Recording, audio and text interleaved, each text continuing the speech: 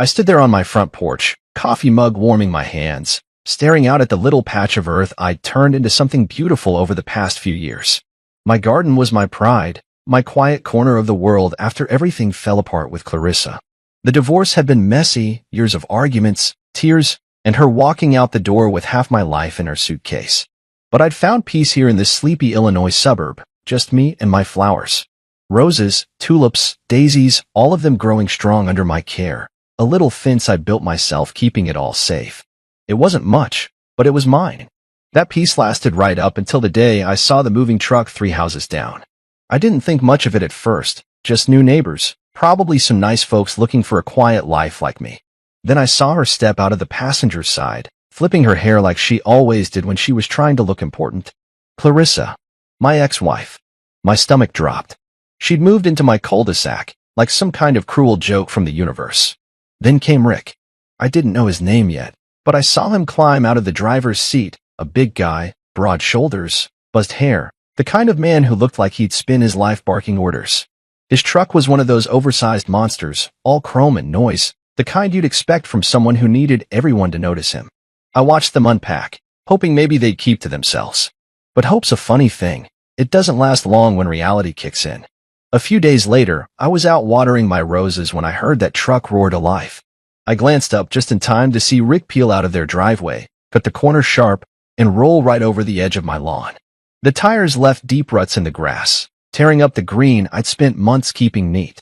I stood there, hose dripping in my hand, jaw tight. It wasn't the garden yet, just the grass, but it felt like a warning. It happened again the next week. Then the week after that. Each time, he'd swing that truck wide, leaving tire marks like scars across my yard. I'd grit my teeth and fix it, telling myself it wasn't worth a fight. But then one Saturday morning, I was kneeling in the dirt, planting some new marigolds, when I heard the rumble. Before I could even stand, Rick's truck came barreling straight through my garden. The front tires crushed my roses, the back ones flattened the tulips. Petals scattered everywhere, stems snapped like bones. I shot to my feet, heart pounding, fist clenched. He didn't even slow down, just kept going, windows down, laughing like it was some big game. I looked over at their house and saw Clarissa on the porch, sipping something from a glass, smirking at me like she used to when she knew she'd won an argument. I couldn't take it anymore. I marched across the street, dirt still on my knees, and stopped at the edge of their driveway. "Hey," I called out, voice shaking with anger. Rick climbed out of his truck, all swagger, wiping his hands on his jeans like he'd just done some real work. Clarissa stayed where she was, watching me with that same smug look. "You mind keeping your truck off my property?" I said, trying to keep it civil. Rick just grinned, showing too many teeth. "What's the big deal, man? It's just some flowers." I felt my blood boil. "It's my garden. I've been working on it for years. You don't get to roll through it like it's nothing."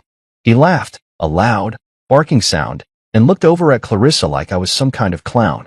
She finally spoke, her voice dripping with that old familiar venom. "Oh, Marcus, lighten up. Men will be men.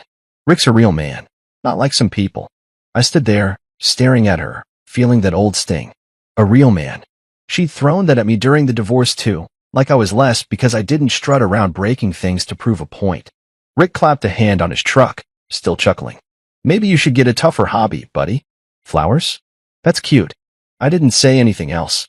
I just turned and walked back to my house, jaw so tight it hurt. I could hear them laughing behind me, the sound cutting deeper than I wanted to admit.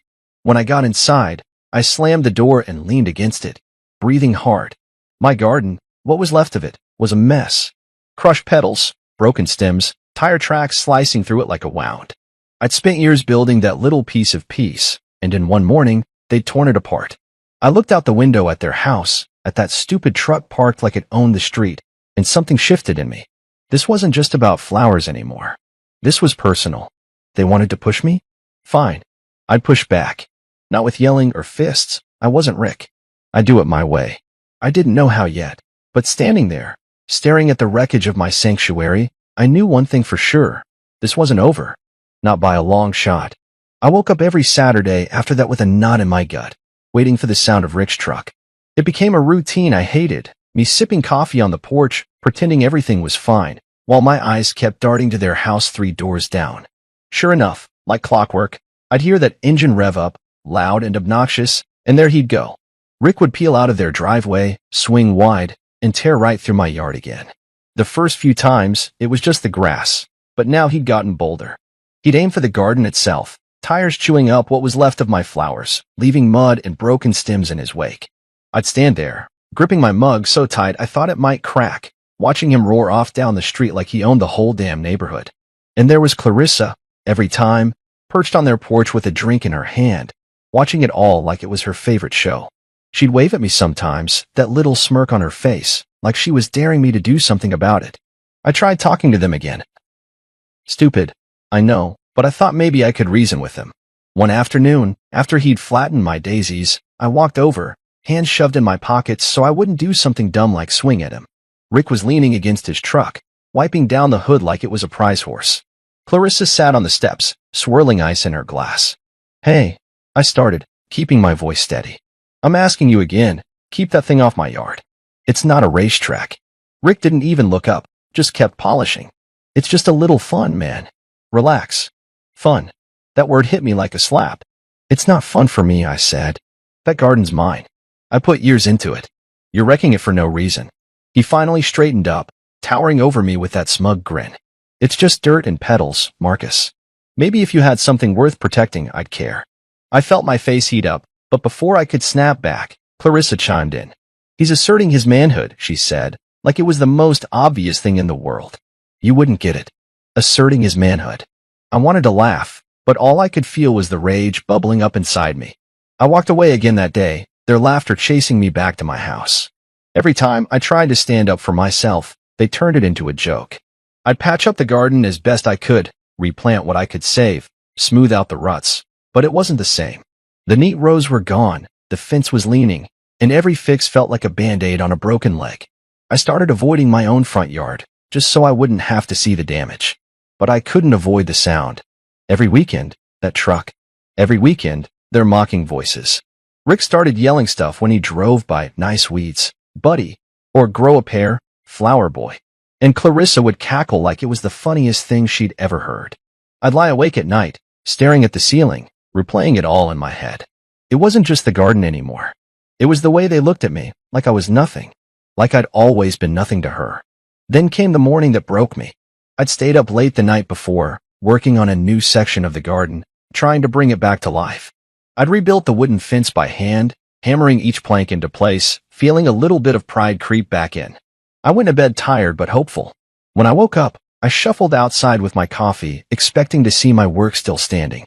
Instead, I froze. The garden was gone. Not just damaged, destroyed. Every plant was uprooted, stomped flat, or torn out. The fence I'd spent hours on was kicked in, splintered wood scattered everywhere. Deep tire tracks ran through the middle, and I could still smell the exhaust hanging in the air. It looked like a war zone, like some monster had ripped through it just to spite me. I dropped my mug, coffee splashing on my boots, and just stood there, chest tight, hands shaking. I didn't need to guess who did it. I could hear Rick's truck idling down the street, and when I looked up, there he was, leaning out the window with that same stupid grin. Oops, he called out, then gunned the engine and took off. Clarissa was on the porch again, laughing so hard she nearly spilled her drink. I didn't move for a long time. I just stared at the mess, my mess now. The last thing I had, the one thing I'd held on to after she left me, was gone. It wasn't just dirt and petals to me. It was every quiet morning I'd spent out there, every hour I'd poured into making something good out of the wreckage she'd left behind. And they'd taken it, just because they could. I walked back inside, slammed the door, and sank into a chair, my mind racing. I wasn't going to beg them anymore.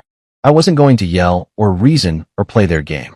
They thought they could walk all over me, literally, and get away with it. They thought I'd just take it, like I always had with her. But not this time. I didn't know what I was going to do yet, but as I sat there, staring at my muddy boots, a fire started burning in me. This wasn't about flowers anymore.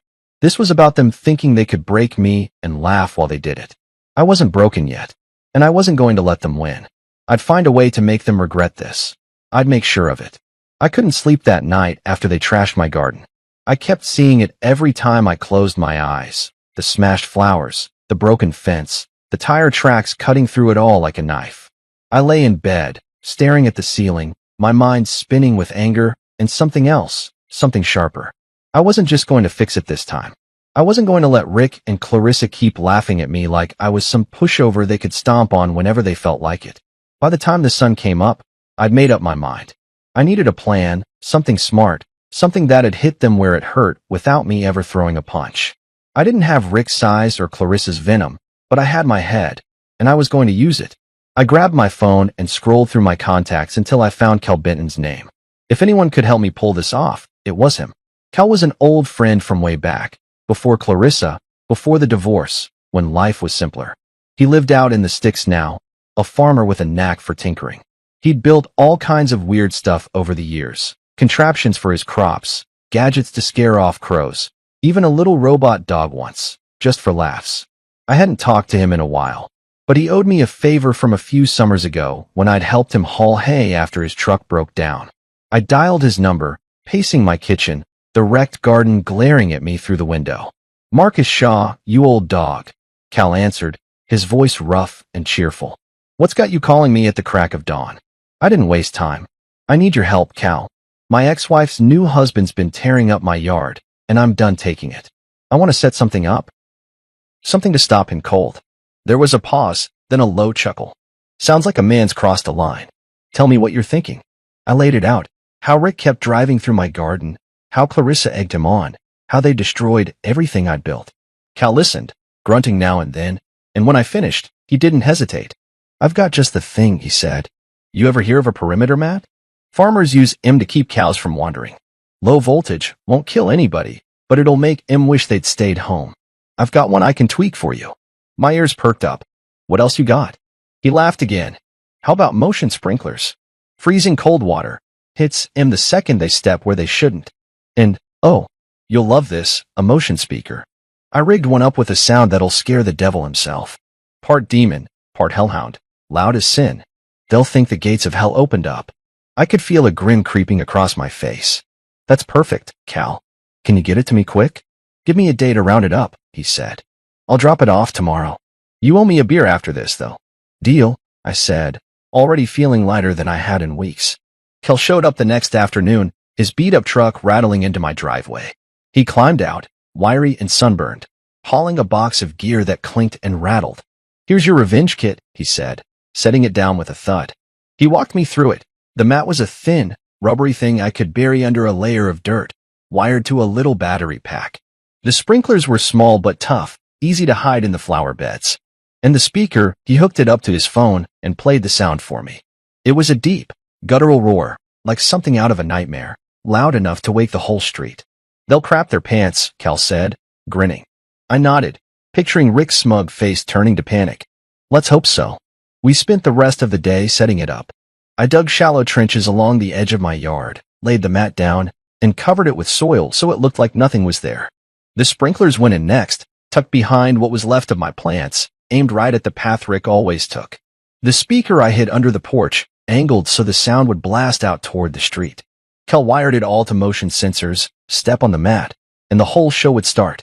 I added one more thing, my old security cameras. I'd bought them cheap a while back, mostly to watch for package thieves, but now they'd be my eyes. I mounted one on the porch, another by the garage, both aimed at the yard. If Rick tried anything, I'd have proof. By the time we finished, the sun was setting, and my little house looked normal again, except now it was a trap, waiting to spring. Cal clapped me on the shoulder. "You're a patient man, Marcus, but even patient men got limits. This'll teach him." I thanked him, handed him a cold beer from the fridge, and sent him on his way. Then I went inside, grabbed a fresh mug of coffee, and settled into a chair by the window. It was dark out, the street quiet, but I wasn't going to bed. I wanted to be awake when Rick made his next move. I knew he'd come. Weekends were his time to shine, and he wouldn't be able to resist tearing through my yard again, especially after wrecking it so bad. I sat there, sipping my coffee, the bitterness matching the fire in my chest. Every creak of the house, every rustle outside, had me on edge. I kept imagining it. His truck rolling up, the tires hitting the mat, the chaos that'd follow. I wasn't a violent guy, never had been. But this wasn't about violence. This was about taking back what was mine, about showing them I wasn't the weak little man they thought I was. My garden was gone, sure, but my pride wasn't. I glanced at the cameras on my phone, their little green lights blinking in the dark. Everything was ready. All I had to do was wait. And as the night stretched on, that wait turned into something satisfying, like the calm before a storm you know is coming. They'd pushed me too far, and now they were going to find out what happens when I push back. I'd been sitting by the window for hours, the coffee in my mug long gone cold, when I finally saw it. Headlights cutting through the dark. It was 2 a.m., the street dead quiet except for the low growl of Rick's truck creeping closer. My heart started pounding, not out of fear, but something else. Anticipation, maybe even excitement. I'd spent all day setting up my trap with Cal, and now it was time to see if it worked. I leaned forward, peering through the blinds, watching that oversized beast of a vehicle roll down the cul-de-sac. Rick didn't even try to be subtle. He swung wide, just like always, aiming straight for my yard. I held my breath as the front tires crossed the line, hitting the spot where I'd buried the mat. Then it happened, zap. A sharp crackle split the air, faint but unmistakable, and the truck jerked like it had hit a wall. Rick's voice cut through the night, a high-pitched yelp that didn't match his big man swagger at all. Before he could figure out what was going on, the sprinklers kicked in. I'd aimed them just right, and now they blasted freezing water straight at his truck, spraying through the open windows. I could hear him cursing, loud and frantic, as the cold hit him. The demon roar came next. Cal's speaker let loose that ungodly sound, a deep, guttural howl that echoed off the houses like some monster had clawed its way out of hell. It was louder than I'd expected, rattling my windows, and I saw Rick's truck swerve hard, tires spinning in the wet dirt. He was yelling something I couldn't make out, probably swearing up a storm, and I couldn't help it. I grinned. The chaos was beautiful. Mud flew everywhere as he tried to peel out, the truck fishtailing like a panicked animal. Then I saw movement at their house. Clarissa came stumbling out onto the porch, wrapped in a robe, her hair a mess. She must have heard the noise and figured Rick needed her. She took 2 steps off the porch, barefoot, and hit the mat herself, a zap. She screamed, a wild, shrieking sound, hopping around like she'd stepped on a live wire. "Rick, what the hell is this?" she hollered, her voice cracking as the sprinklers caught her too, soaking her from head to toe. I couldn't stay inside anymore. I grabbed my jacket, slipped on my boots, and stepped out onto the porch, keeping my face calm like I'd just woken up to check on the commotion. The scene in front of me was better than I'd dreamed. Rick was half out of his truck, one leg stuck in the mud, water dripping off his buzzed head, his shirt plastered to his chest. Clarissa was a soggy mess, clutching her robe, shivering and glaring at everything like the world had personally betrayed her. The roar had stopped, the speaker was on a timer, but the sprinklers kept going, spitting icy water in little bursts. I crossed my arms and leaned against the railing, letting the silence settle for a second before I spoke. "Problems?" I said, keeping my voice even, like I was just a concerned neighbor. Rick whipped his head around, his face red and furious, but he didn't say anything right away. He was too busy trying to yank his boot out of the muck. Clarissa, though, she didn't miss a beat. She stormed toward me, slipping a little on the wet grass, pointing a dripping finger in my face. "What did you do, Marcus? This is insane. We're calling the police." I didn't flinch. I'd been waiting for that threat, and I was ready.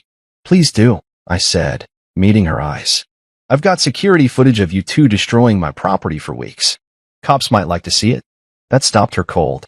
Her mouth opened, then shut, and I could see the gears turning behind those angry eyes. Rick finally got free of the mud and stomped over, his fists balled up like he wanted to take a swing. "You think you're smart, huh?" he growled, water still trickling down his neck. "Setting up some little booby trap? You're pathetic." I shrugged, not moving an inch. "I think it's pretty smart, actually. Key. You should try staying on your own side of the street next time." He took a step closer, chest puffed out, but Clarissa grabbed his arm. "Rick, don't," she hissed, her voice low but sharp. "He's not worth it." She was dripping wet, her robe clinging to her, and for once, she didn't look so smug. They stood there, glaring at me, and I just stared back, feeling something I hadn't felt in a long time: control. The cameras were rolling, the trap had worked, and for the first time since they'd moved in, I wasn't the one on the defensive. Rick muttered something under his breath, probably a curse, and turned back to his truck, kicking at the mud like it had personally offended him. Clarissa gave me one last venomous look before she followed, her slippers squishing with every step. "This isn't over," she called over her shoulder, but it sounded hollow, like she wasn't so sure anymore. I watched them go, the truck limping back to their driveway, leaving a trail of water and defeat. I stayed on the porch a while longer, letting the night air cool me down, the sprinklers finally clicking off behind me. The yard was a mess again, mud and tire marks, but it didn't matter. This wasn't about the garden tonight. This was about showing them I wasn't going to roll over anymore. I went back inside, locked the door, and pulled up the camera footage on my phone. There it was, clear as day, Rick driving in, the mat zapping him, the sprinklers soaking him, Clarissa's little dance when she hit the trap too. I saved it all, every second, and leaned back in my chair.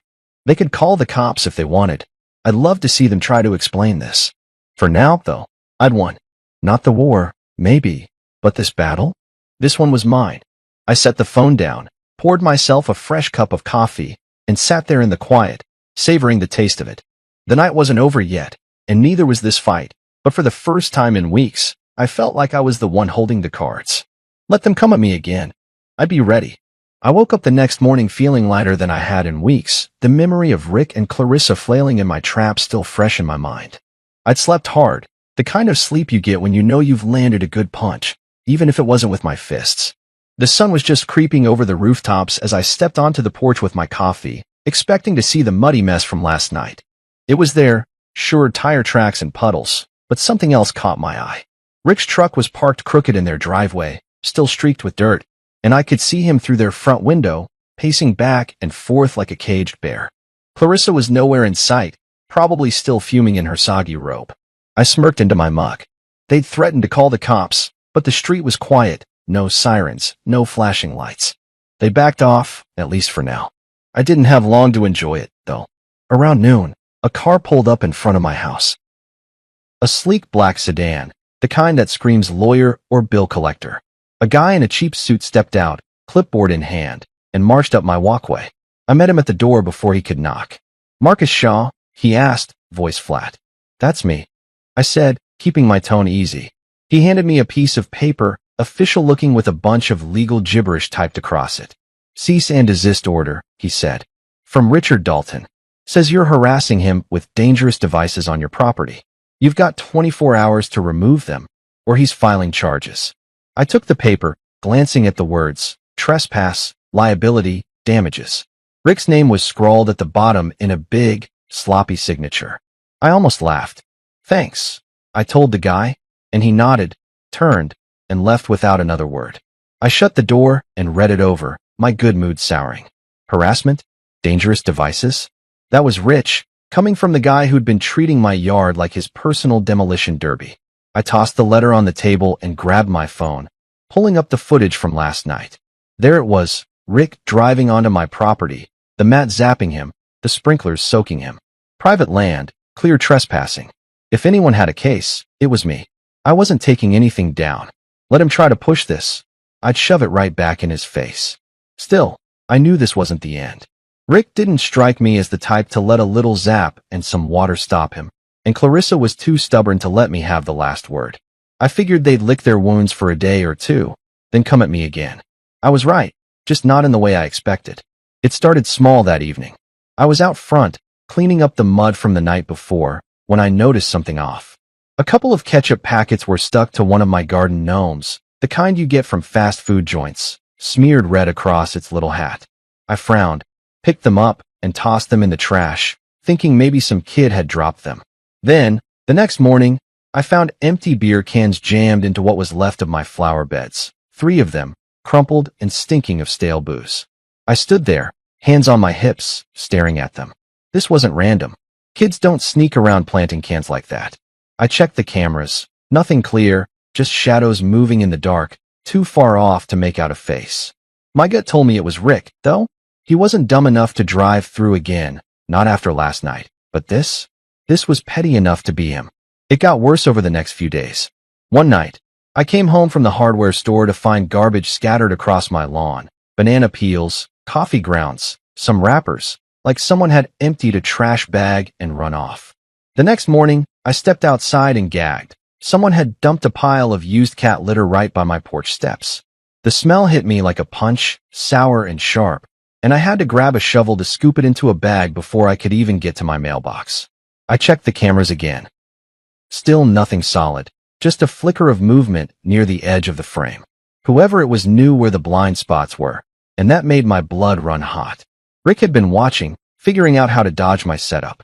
I could picture him snickering about it, Clarissa egging him on with that smirk of hers, thinking they'd found a new way to get under my skin.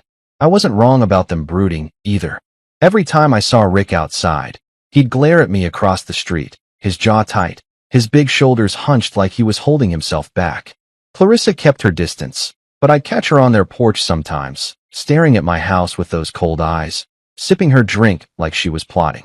They weren't yelling anymore, weren't mocking me to my face, but this quiet revenge was worse. It was sneaky, dirty, and it made me feel like my little victory last night hadn't meant a damn thing. I'd humiliated them, sure, but now they were hitting back in ways I couldn't prove.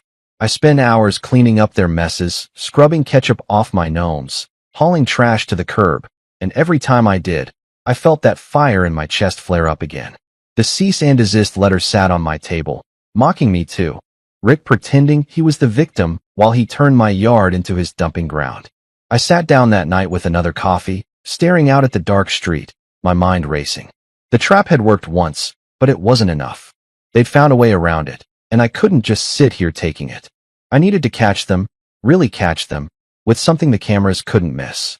Something that'd stick, something they couldn't wiggle out of. I didn't know how yet, but as I watched their house, lights flickering behind their curtains, I knew one thing for sure. The worst was still coming. They weren't done with me, and I wasn't done with them. This was a game now, and I was going to play it better. I was starting to feel like a prisoner in my own house, always on edge, waiting for the next pile of garbage or petty jab from Rick and Clarissa. The cat litter had been the tipping point. Shoveling that stinking mess off my porch made me realize I couldn't just keep cleaning up after them. I needed proof, something solid to shove in their faces and end this once and for all. I'd been checking the cameras every day, but they were too smart, sticking to the shadows, hitting the spots where the lenses couldn't reach. I'd underestimated Rick. He wasn't just a loudmouth with a truck. He was cunning in his own nasty way. I sat there one night, coffee in hand, staring out at the dark street, when I saw it. A flicker of movement near the edge of my yard. Not a car this time, but a figure, quick and quiet, slipping through the shadows.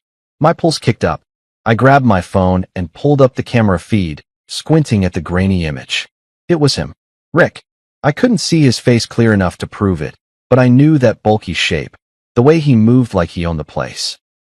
I watched him creep closer, a sack slung over his shoulder, and my stomach twisted. He wasn't just tossing trash this time, he was up to something worse. I stayed still, barely breathing, letting him think I was asleep or gone. He stopped near what was left of my flower beds, knelt down, and started pouring something out of the sack. It wasn't garbage.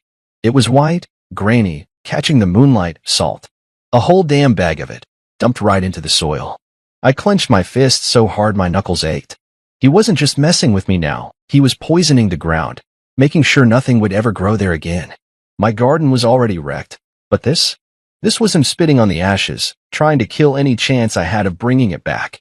He worked fast, spreading it thick, then stood up, dusted his hands, and slipped back into the dark toward his house. I sat there, shaking with rage, watching him disappear. He thought he'd gotten away clean. He was wrong. I pulled up the camera footage right away, rewinding to the moment he'd stepped into view. There it was clear as day this time. The camera by the garage had caught him dead on, his face lit up by a streetlight as he'd been over with that sack. Rick Dalton, in all his smug glory, salting my earth like some cartoon villain. I saved the clip, my hands trembling not from fear, but from the thrill of finally having him. This wasn't just petty vandalism anymore. This was deliberate, calculated property damage. I didn't waste a second. I grabbed my phone and dialed the local police, my voice steady even though my heart was hammering. "Yeah, hi. This is Marcus Shaw on Elm Street," I said when the dispatcher picked up. "I've got video of my neighbor trespassing and ruining my property. He just poured salt all over my yard to kill the soil. I need someone out here now." It didn't take long, maybe 20 minutes before I saw the cruiser roll up, lights off, parking quietly in front of my house. 2 officers stepped out, a younger guy with a buzz cut and an older woman with a no-nonsense look. I met them at the door, phone in hand. "Thanks for coming," I said, keeping it short. "I've got it all on camera." They followed me inside, and I played the footage, Rick sneaking in, dumping the salt, slinking off. The older cop raised an eyebrow. That's pretty blatant, she said, jotting something in her notebook. You know who this is? Yeah, I said. Rick Dalton. Lives 3 houses down. He's been tearing up my yard for weeks with his truck, too. I've got more video if you need it. She nodded. This'll do for now. Let's go have a word with him. I stayed on my porch, watching as they walked down the street, their flashlights bouncing in the dark. I could see Rick's truck still parked in their driveway, and a light flicked on inside as the cops knocked. The door opened, and there he was, shirtless, looking annoyed until he saw the uniforms. I couldn't hear what they said, but I saw his arms start flailing, his voice rising, probably trying to bluster his way out of it. Then the younger cop stepped forward, calm but firm, and Rick's shoulders slumped. Clarissa appeared behind him, her face pale, clutching that damn robe again. She started yelling too, her voice carrying across the quiet street. This is ridiculous. You're ruining our family over some dirt? I just stood there, arms crossed, letting it wash over me. The cops didn't flinch, they talked for a few more minutes, then Rick stepped outside, hands behind his back. I heard the click of handcuffs, and my chest loosened a little. They walked him to the cruiser, his head down, Clarissa shrieking after them like a banshee. The older cop came back to me while the other loaded Rick into the car. We're taking him in for trespassing and property damage, she said. That video's solid. You want to press charges? Damn right I do, I said, no hesitation. She gave me a small nod, like she'd expected that. We'll need you to come down to the station tomorrow with the footage. For now, he's spending the night in a cell. I thanked her, and they drove off, Rick's silhouette slumped in the back seat. Clarissa stood on her porch, watching them go, then turned and glared at me, her eyes burning even from that distance. I shrugged, just enough for her to see it. Should have thought of that before you ruined my garden, I said, loud enough to carry. She didn't answer, just spun around and slammed her door. I went back inside, locked up, and sank into my chair, the adrenaline still buzzing in my veins. The yard was a lost cause now, salted and dead, but that didn't matter tonight. I'd caught him. I'd won this round, and they couldn't laugh it off this time. I poured myself a fresh coffee, the steam curling up, and let myself smile. It wasn't over, Clarissa's look told me that much, but for now, I had the upper hand, and it felt good. I woke up the next morning to a quiet street, the kind of stillness that felt almost too good to be true after everything. Rick was gone, hauled off in cuffs the night before, and I figured Clarissa was still reeling from it all. I stepped outside with my coffee, expecting to feel some kind of triumph, but the sight of my yard, the salted soil, the broken fence, dampened it a little. I'd gotten him, sure, but the damage was done. Still, I wasn't about to let that ruin the moment. I sipped my coffee and watched their house, wondering how long it'd take Rick to post bail. Not long, it turned out. By noon, I saw his truck roll back into their driveway, slower than usual, like he was trying not to draw attention. He climbed out, head down, and disappeared inside without a glance my way. Clarissa stepped onto the porch a minute later, pacing like a caged animal, her phone pressed to her ear. I couldn't hear her, but her wild gestures told me she was furious, probably yelling at a lawyer or a friend about how unfair it all was.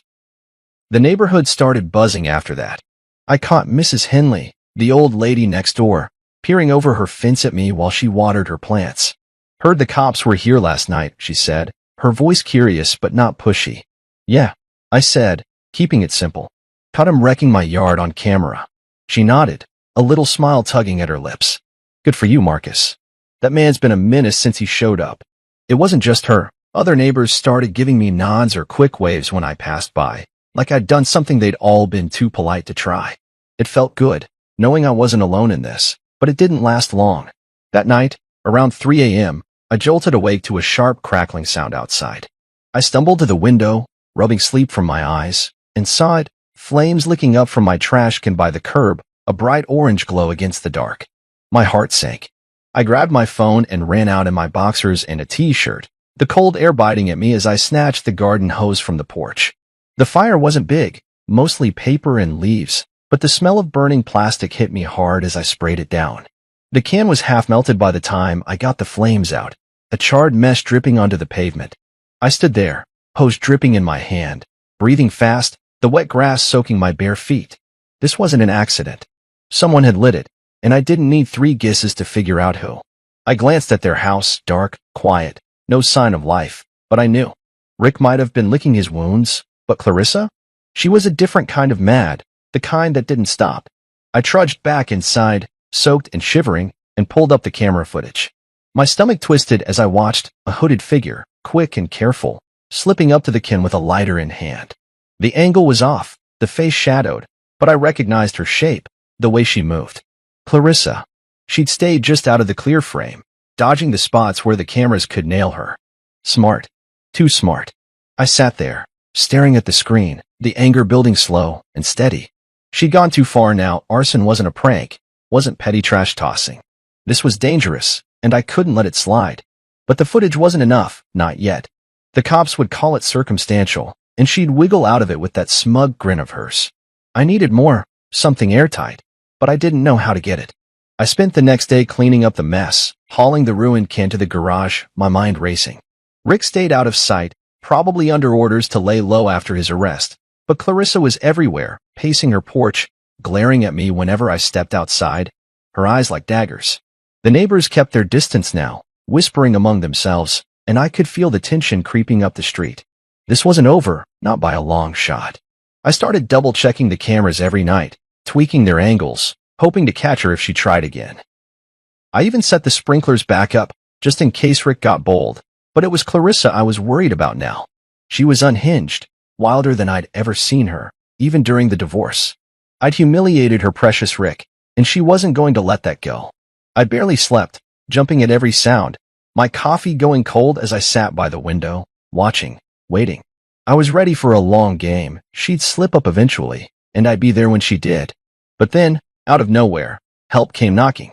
It was late afternoon, the sun dipping low, when I heard a tap on my door. I opened it to find Brielle Knox, the teenage girl from 2 houses over, standing there with her hands in her pockets. She was a quiet kid, always fiddling with that drone of hers, and I'd never talked to her much beyond a wave hello. "Hey, Mr. Shaw," she said, shifting her weight. "I, saw what happened with your trash can, and I know who did it." I blinked, caught off guard. "What do you mean?" She glanced over her shoulder, then back at me. "I've got drone footage." Caught her lighting it. "Clarissa. She egged my dog's crate last week, and I've been watching her ever since. I'm done with her crap." My jaw dropped. "You've got video?" She nodded, pulling out her phone. Clear as day. "Want it?" I grinned, wider than I had in weeks. "Brielle, you just became my favorite neighbor." She smirked a little, and I knew right then, this was the break I'd been waiting for. Clarissa was done. I stood there on my porch, still reeling from Brielle's visit, my mind buzzing with what she'd just handed me. She'd show me the drone footage on her phone, grainy at first, but then it zoomed in, clear as daylight. There was Clarissa, sneaking out of her house in that hoodie, lighter flickering in her hand as she bent over my trash can. The flames caught quick, and she darted back, glancing around like a nervous cat before disappearing into the shadows. Brielle had caught every second, her drone hovering silent above the street. "I figured you'd want this," she'd said, her voice sharp with her own grudge. "She's been a jerk to everyone, not just you." I'd nodded, barely able to speak, and she'd sent me the file right then and there. "Thanks, Brielle," I'd managed, and she'd shrugged like it was nothing, heading back home with her hands in her pockets. But it wasn't nothing, it was everything. I went inside, locked the door, and pulled up the video on my laptop, watching it again, then again. My hands were steady now, no more shaking, just a calm certainty settling in. This wasn't like the camera footage of Rick, blurry and arguable. This was her face, her movements, undeniable. Arson. She'd crossed a line she couldn't walk back from, and I had her dead to rights. I burned the video to a USB drive, grabbed my jacket, and headed to the police station that afternoon. The same older cop from Rick's arrest was there, her badge reading Officer Grant. She looked up from her desk as I walked in, raising an eyebrow. "Back already, Mr. Shaw?" she said, leaning back in her chair. "Yeah," I said, holding up the drive. "Got something new. Clarissa Dalton this time.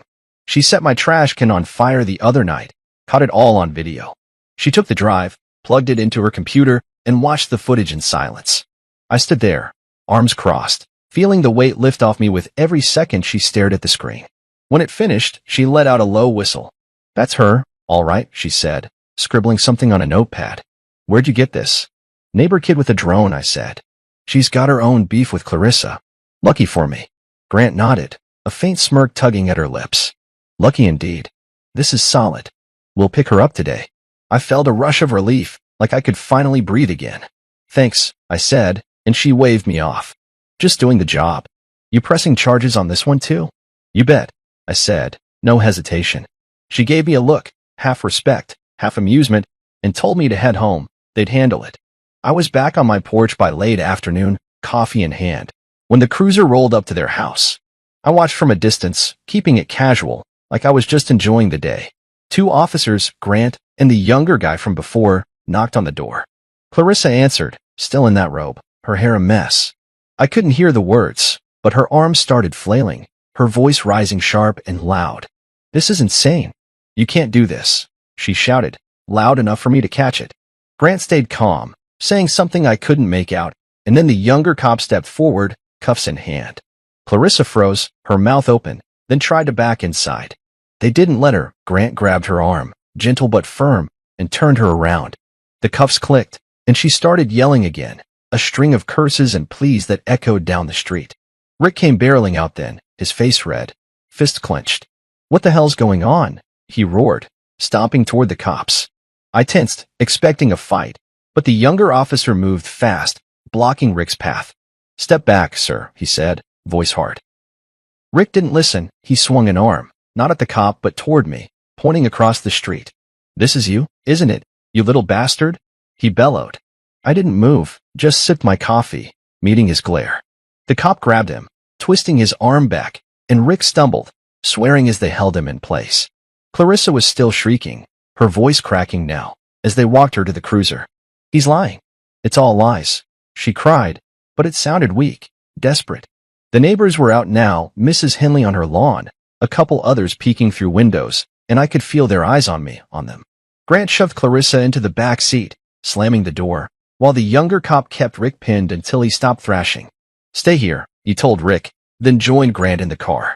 They drove off, Clarissa's muffled yells fading into the distance, leaving Rick standing there, panting, staring at me like he could burn my house down with his eyes. I set my mug down and walked to the edge of my porch, hands in my pockets. Rick took a step toward me, his fists balled up again, but he stopped short, maybe remembering the cops weren't far. You're dead for this, he growled, low and mean. Maybe, I said, shrugging. But she lit the fire, not me. You should have kept her on a leash. His face twisted, and for a second, I thought he'd charge anyway, but he just spat on the ground and stormed back inside, slamming his door so hard the windows rattled. I stood there a minute longer, the street quiet again, the weight of it all sinking in. Clarissa was gone, arrested, locked up, and Rick was stuck, helpless for once. I'd done it. Not just a zap or a scare this time. I'd hit them where it hurt. I went back inside, locked up, and sank into my chair, the adrenaline fading into something calmer. The garden was still a wreck, the trash can a melted lump, but none of that mattered right now. I'd taken back control, piece by piece, and they couldn't laugh it off anymore. The fight wasn't over, Rick's glare told me that. But tonight, I'd won. And that was enough. I woke up the next morning to a street that felt different, quieter, heavier, like the air itself was holding its breath. Clarissa was gone, locked up on arson charges, and Rick was stuck licking his wounds. I stepped outside with my coffee, expecting to feel some kind of victory, but it was bittersweet. The salted soil stared back at me, a dead patch where my garden used to be, and I couldn't shake the weight of it all. I'd won a battle, sure, but the war had left scars I couldn't ignore. I sipped my coffee and watched their house, the curtains drawn tight, no sign of life. Rick's truck sat in the driveway, still streaked with mud from that night I'd zapped him, and I wondered how long he'd stay quiet. Not long, I figured. He wasn't the type to let this go, not with Clarissa behind bars because of me. The neighborhood had shifted too. Mrs. Henley waved at me from her yard, a little more warmth in it than usual, and I caught a few other neighbors glancing my way, some with nods, some with quick looks before turning away. Word had spread fast. Rick's arrest, Clarissa's meltdown, the whole messy saga.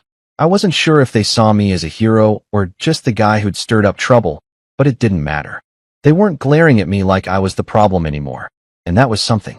I spent the day keeping busy, cleaning up the last of the trash can mess, tweaking the cameras just in case, but my mind kept drifting back to Clarissa in that cell, Rick stewing across the street.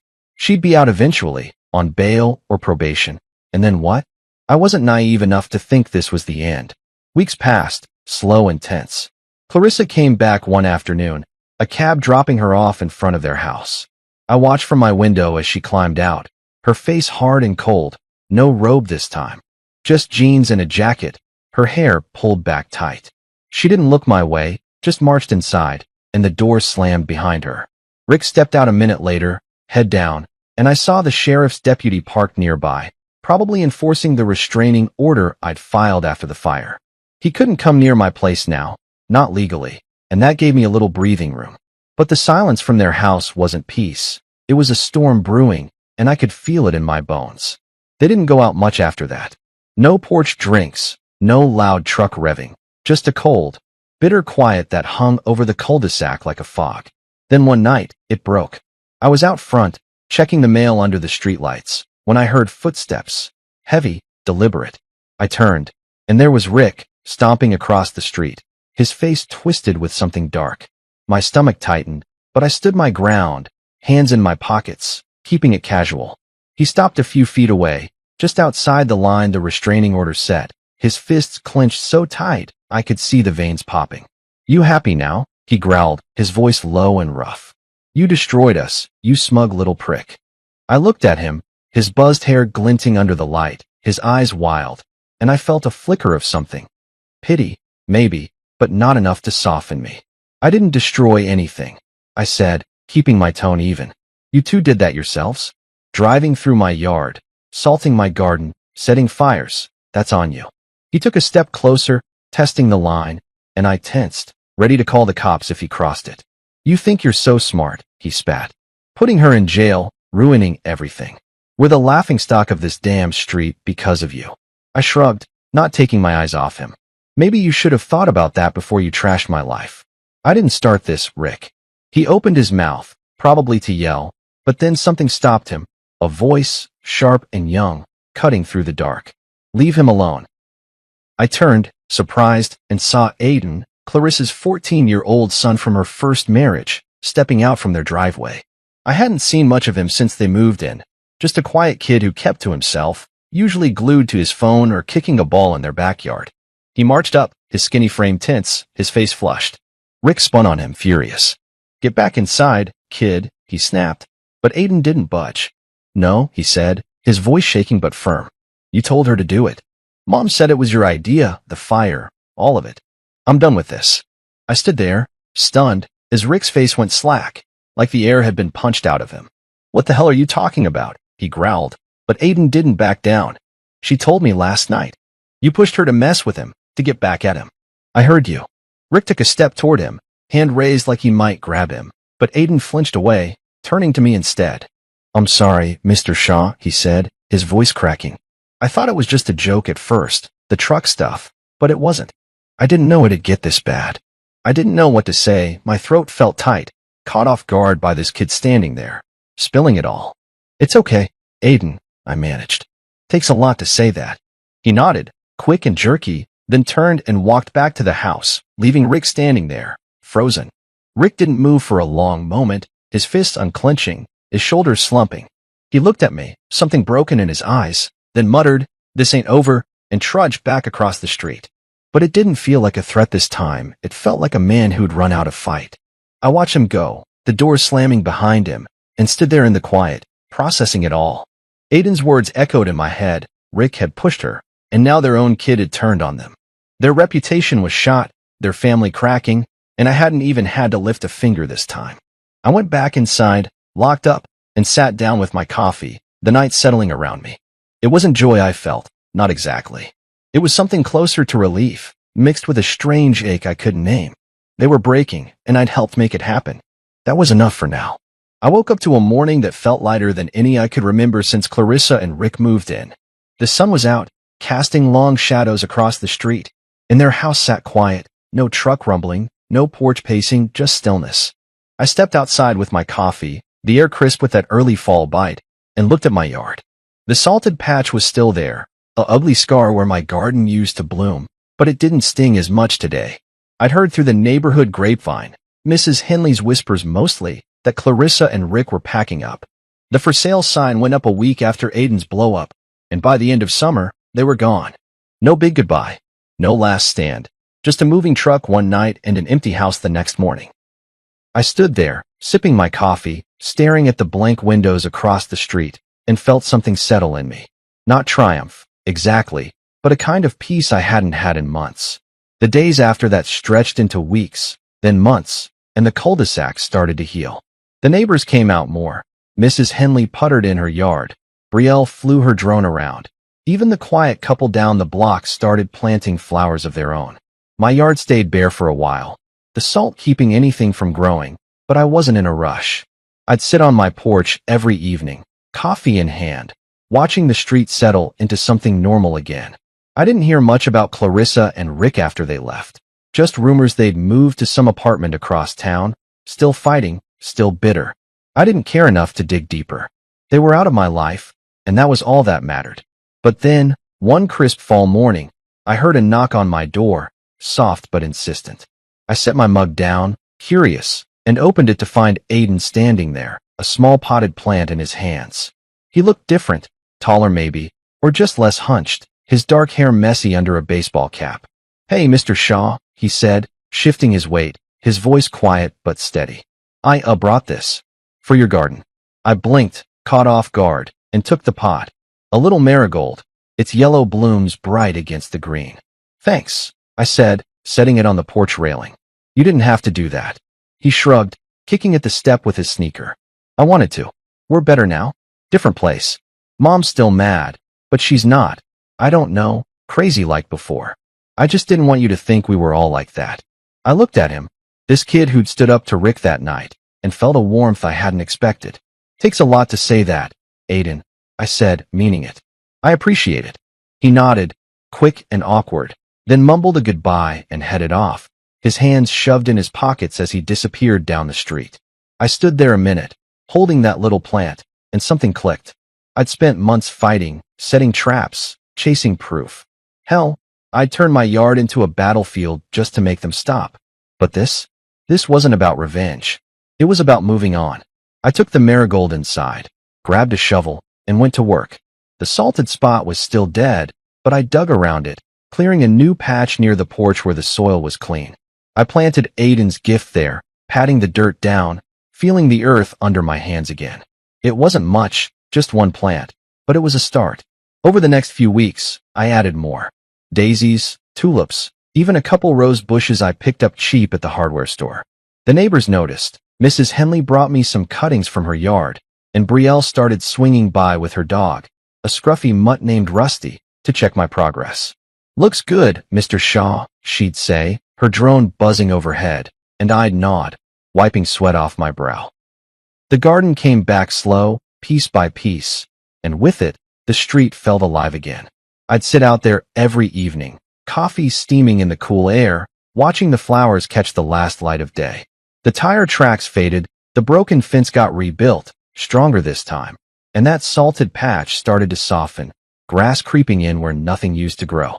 It wasn't the same as before, couldn't be, not after everything, but it was mine again, and that was enough. Brielle became a regular visitor, her dog flopping in my yard while she told me about school or her latest drone tricks. "Caught a raccoon on video last night," she'd say, grinning, and I'd laugh, feeling lighter than I had in years. Mrs. Henley started calling me over for tea sometimes, and I'd go, listening to her ramble about her grandkids, the quiet settling into something comfortable. One night, as the leaves turned gold and red, I sat on my porch, mug warm in my hands, looking out at the garden. It wasn't perfect, some plants were scraggly, others still small, but it was growing, steady and sure. I thought about Clarissa and Rick, about the chaos they'd brought, the nights I'd spent angry and sleepless. I'd fought hard to make it stop, and I'd won. Not with fists or yelling, but with patience, with proof, with people like Brielle and Aiden stepping up when I least expected it. I didn't hate them anymore. Didn't need to. They were gone, and I was still here, my little house quiet, my lawn untouched. I took a sip of coffee, the bitterness familiar and good, and let out a long breath. The fight was over, and the flowers were back. Sometimes, I realized, it's not about revenge, it's just about taking back what's yours and letting the rest go. After I punched my wife's brother for pouring hot spaghetti on my head at the family reunion, Everyone ignored me, even my wife. You should take every insult and apologize, she said. Instead of apologizing, I bought a one-way ticket to Hawaii.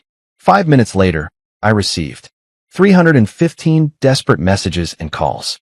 So here's the thing about family reunions. They're like root canals, except at least with root canals, you get good drugs and nobody expects you to smile through the whole damn thing. But there I was, sitting in this barn-style dining hall that looked like someone had watched too many episodes of Fixer Upper and decided rustic chic was the way to go, surrounded by the Prescott clan in all their designer-clad glory. The smell hit you like a freight train the second you walked in.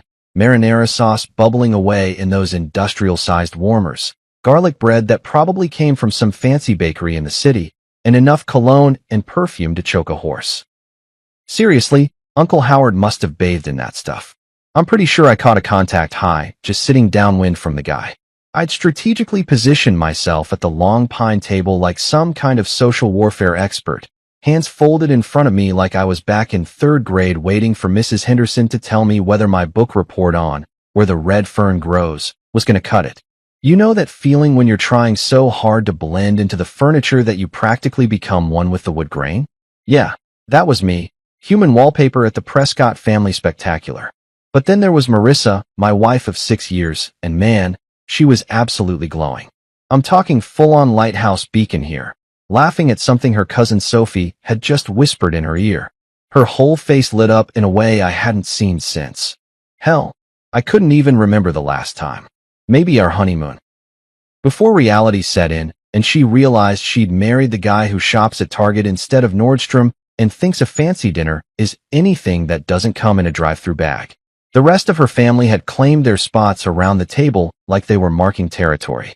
Uncle Howard sat there in his tailored blazer that probably cost more than my monthly car payment. And my car isn't exactly a beater, mind you. The guy looked like he'd stepped out of a whiskey ad, all Silver Fox confidence, and I own half the city energy. Then there was Aunt Margot, dripping in so much gold jewelry, she could have been mistaken for a walking Fort Knox exhibit. Every time she moved, it sounded like wind chimes in a hurricane.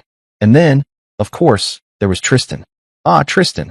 Marissa's beloved brother, who'd made it crystal clear from day one that I wasn't exactly his first choice for brother-in-law material. The guy had the kind of face that screamed, I peaked in prep school, and I'm gonna make that everyone else's problem. 6 years we'd been doing this dance. 6 years of him looking at me like I was something he'd scraped off his Italian leather shoes. The conversation flowed around me like I was a rock in a stream. All talk about ski trips to Aspen that cost more than most people's annual salaries. Wine tastings in Napa, where they probably spent more on a bottle than I made in a week, and exclusive charity galas that had guest lists tighter than Fort Knox. You know, the kind of events where they don't just check your name at the door, they check your net worth, your family tree, and probably your credit score while they're at it. I nursed my water like it was liquid courage, which, let's face it, it basically was at this point. The ice cubes clinked against the glass every time my hands shook just a little. Not from nerves, mind you, but from the sheer effort it took to keep my mouth shut while they talked about their problems, like whether the caviar at last week's fundraiser was subpar, or if their personal trainers were charging too much for house calls. So the decorator says the marble we picked out might clash with the new chandelier, Aunt Margot was saying, waving her fork around like she was conducting an orchestra. Can you imagine? After we specifically told him we wanted something that would complement the existing color scheme. Sophie nodded sympathetically, like this was truly one of life's great tragedies. Oh, the same thing happened to us with the pool house renovation. You really can't trust anyone these days. I took another sip of water, wondering if anyone would notice if I just slowly slid under the table and army crawled my way to freedom. Probably not. I was about as invisible to these people as their housekeeping staff. That's when Tristan decided to make his move. He'd been eyeing me all evening like a cat watching a mouse, just waiting for the perfect moment to pounce. He leaned forward, that trademark smirk spreading across his face like spilled wine on white carpet. Ugly and impossible to ignore. Grayson, he drawled, and I swear the temperature in the room dropped about 10 degrees. You're being awfully quiet tonight. What's the matter, buddy? Did your little hometown never teach you how to keep up with adult conversation? The chuckles that rolled down that table hit me like a slap in the face. Not the kind of genuine laughter you hear when someone tells an actually funny joke, but that polite, superior kind of laughter that says, "We're laughing at you, not with you, and we want to make sure you know it." I felt my jaw clench, felt that familiar heat creeping up my neck that always showed up when I was about 2 seconds away from saying something that would probably end with me sleeping on the couch. But I forced myself to smile. One of those tight, fake smiles that feels like it might crack your face in half if you hold it too long. Just enjoying the conversation. I managed to get out, my voice steady, even though my hands were practically vibrating with the effort it took not to reach across the table and show Tristan exactly what this small-town boy had learned about conflict resolution. But that wasn't good enough for him. Oh no, Tristan was just getting warmed up. I mean, we're talking about real estate in the Hamptons, and you look like someone just started speaking ancient Greek. Maybe we should switch to discussing. I don't know, what do people talk about where you're from? Tractor pulls? County fair pie contests? More laughter. Louder this time. Even Uncle Howard cracked a smile, like watching his nephew tear apart his niece's husband was quality family entertainment. I caught Marissa's eye across the table, looking for backup, for solidarity, for anything that resembled the us against the world mentality we used to have. Instead, I got that look, the one I'd become way too familiar with over the past few years. That subtle shake of the head, that slight narrowing of the eyes that said, "Don't you dare make a scene," louder than if she'd screamed it across the room. "Let it go," that look said. "Just take it and smile and pretend like it doesn't bother you, because heaven forbid we upset the delicate ecosystem of Prescott family dynamics." So I sat there, water glass sweating in my palm, marinara sauce growing cold on the serving platters, surrounded by the sound of their laughter and the smell of their expensive cologne, and I let it go. Just like I always did. Just like they expected me to. But something was different this time. Something was building in my chest, hot and tight and dangerous. Maybe it was the way Tristan's eyes gleamed with satisfaction. Or maybe it was the way Marissa looked away like she was embarrassed to be married to me. Or maybe it was just 6 years of this crap finally reaching its breaking point. Whatever it was, I had a feeling this family reunion was about to get a lot more interesting than anyone had bargained for. You know how they say time slows down right before a car crash?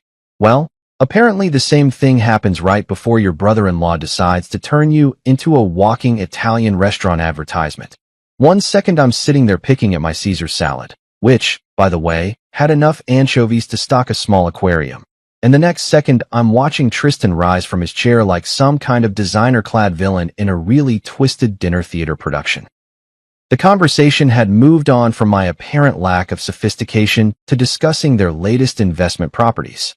Uncle Howard was going on about some waterfront condo he'd just snagged in Miami, gesturing with his wine glass like he was conducting a symphony of his own awesomeness. "The view from the penthouse is absolutely divine," he was saying. "You can see clear to the horizon on a good day." "Oh, Howard, you simply must show us the photos again," Aunt Margot gushed, her gold bracelets jangling like a one-woman percussion section. "The marble in that kitchen is just exquisite." I was trying to calculate exactly how many months of my salary that condo probably cost when Tristan made his move. He stood up smooth as silk, reaching for the big ceramic serving dish that held enough spaghetti marinara to feed a small Italian village. For a split second, I thought he was just going for seconds. Hell, the guy ate like he had a hollow leg. Probably burned calories just from being such an ass. But then I saw it. That look in his eyes. The same look he'd had at Marissa's and my wedding when he'd accidentally bumped into me during the father-daughter dance, causing me to stumble and nearly take out the whole wedding party like bowling pins. Pure, calculated malice wrapped up in a Polo Ralph Lauren package. "Grayson," he said, his voice dripping with fake concern, "you look a little pale. Maybe you need some color in your life." That should have been my cue to duck, to roll, to do literally anything except sit there like a deer in headlights. But my brain was still processing the fact that a grown man, a 34-year-old investment banker who wore cufflinks to casual dinners, was actually considering what I thought he was considering. And then he did it. The ceramic dish tilted, and suddenly I was getting an up-close and personal introduction to every ingredient in Aunt Margot's famous marinara recipe. Hot sauce hit my scalp first, then came the noodles, long, slimy pasta sliding down my face like the world's worst facial treatment. The temperature was somewhere between fresh from the stove and third-degree burn, and I felt every drop as it soaked through my button-down shirt and pooled in my lap. For exactly 3 seconds, the entire dining hall went dead silent. Not the comfortable kind of quiet you get when everyone's focused on their food, but that horrible, suffocating silence that happens when 30 people simultaneously realize they just witnessed something that definitely wasn't in the evening's program. Then Tristan started laughing. It wasn't just a chuckle or even a regular laugh. This was the kind of deep, belly-shaking laughter that comes from pure, unadulterated joy at someone else's humiliation. The sound echoed off the barn-style walls, bouncing around the room like it was specifically designed to make sure everyone heard just how funny he found the sight of his sister's husband wearing dinner instead of eating it. I sat there for a moment, sauce dripping from my chin onto my ruined shirt, noodles hanging from my hair like the world's most pathetic Christmas ornaments. Around the table, I could see everyone's faces frozen in various expressions of shock, amusement, and what might charitably be called concern if you squinted really hard and had a vivid imagination. Aunt Margot had her hand pressed to her chest like she was having vapors, but her eyes were bright with the kind of excitement people get when they witness a really good train wreck. Sophie was covering her mouth, but I could see the grin underneath her fingers. Uncle Howard was shaking his head, but more in the boys will be boys way than the this is completely unacceptable way. And Marissa? Marissa just sat there looking like someone had told her the stock market had crashed and taken her trust fund with it. Not horrified that her husband had just been publicly humiliated, not angry that her brother had just crossed about 15 different lines of basic human decency, just disappointed. Like I'd somehow failed her by existing in the same space as flying pasta. That's when something inside me snapped. Maybe it was the way the sauce was starting to burn my scalp, or maybe it was the sound of Tristan's continuing laughter, or maybe it was just 6 years of swallowing every insult, every slight, every joke at my expense finally reaching critical mass. But I stood up, pasta falling from my shoulders like some kind of carb-heavy confetti, and I felt my right hand ball into a fist before my brain even caught up with the program. The punch connected with Tristan's jaw with a sound that was part slap, part crack, and entirely satisfying. Physics took over from there. His head snapped back, his designer loafers lost their grip on the polished floor, and he went down like a sack of overpriced potatoes, taking a chair with him in a crash that would have made a stuntman proud. The silence that followed was somehow even more complete than before. This wasn't shocked silence. This was, holy crap, the quiet guy just laid out the golden boy silence. The kind of quiet that makes you realize you can hear the air conditioning humming and someone's stomach growling 3 tables over. Aunt Margot was the first to break. "Tristan," she shrieked, rushing to her precious nephew like he'd been shot instead of simply introduced to the concept of consequences. "Someone call a doctor. He could have a concussion." Uncle Howard was muttering something about keeping things civil and what will people think, because apparently the real tragedy here wasn't that his nephew had just assaulted someone with dinner, but that it might reflect poorly on the family name. Sophie was wide-eyed, phone already out, probably texting her friends about the drama unfolding in real time. "OMG, you guys are not going to believe what just happened at the reunion."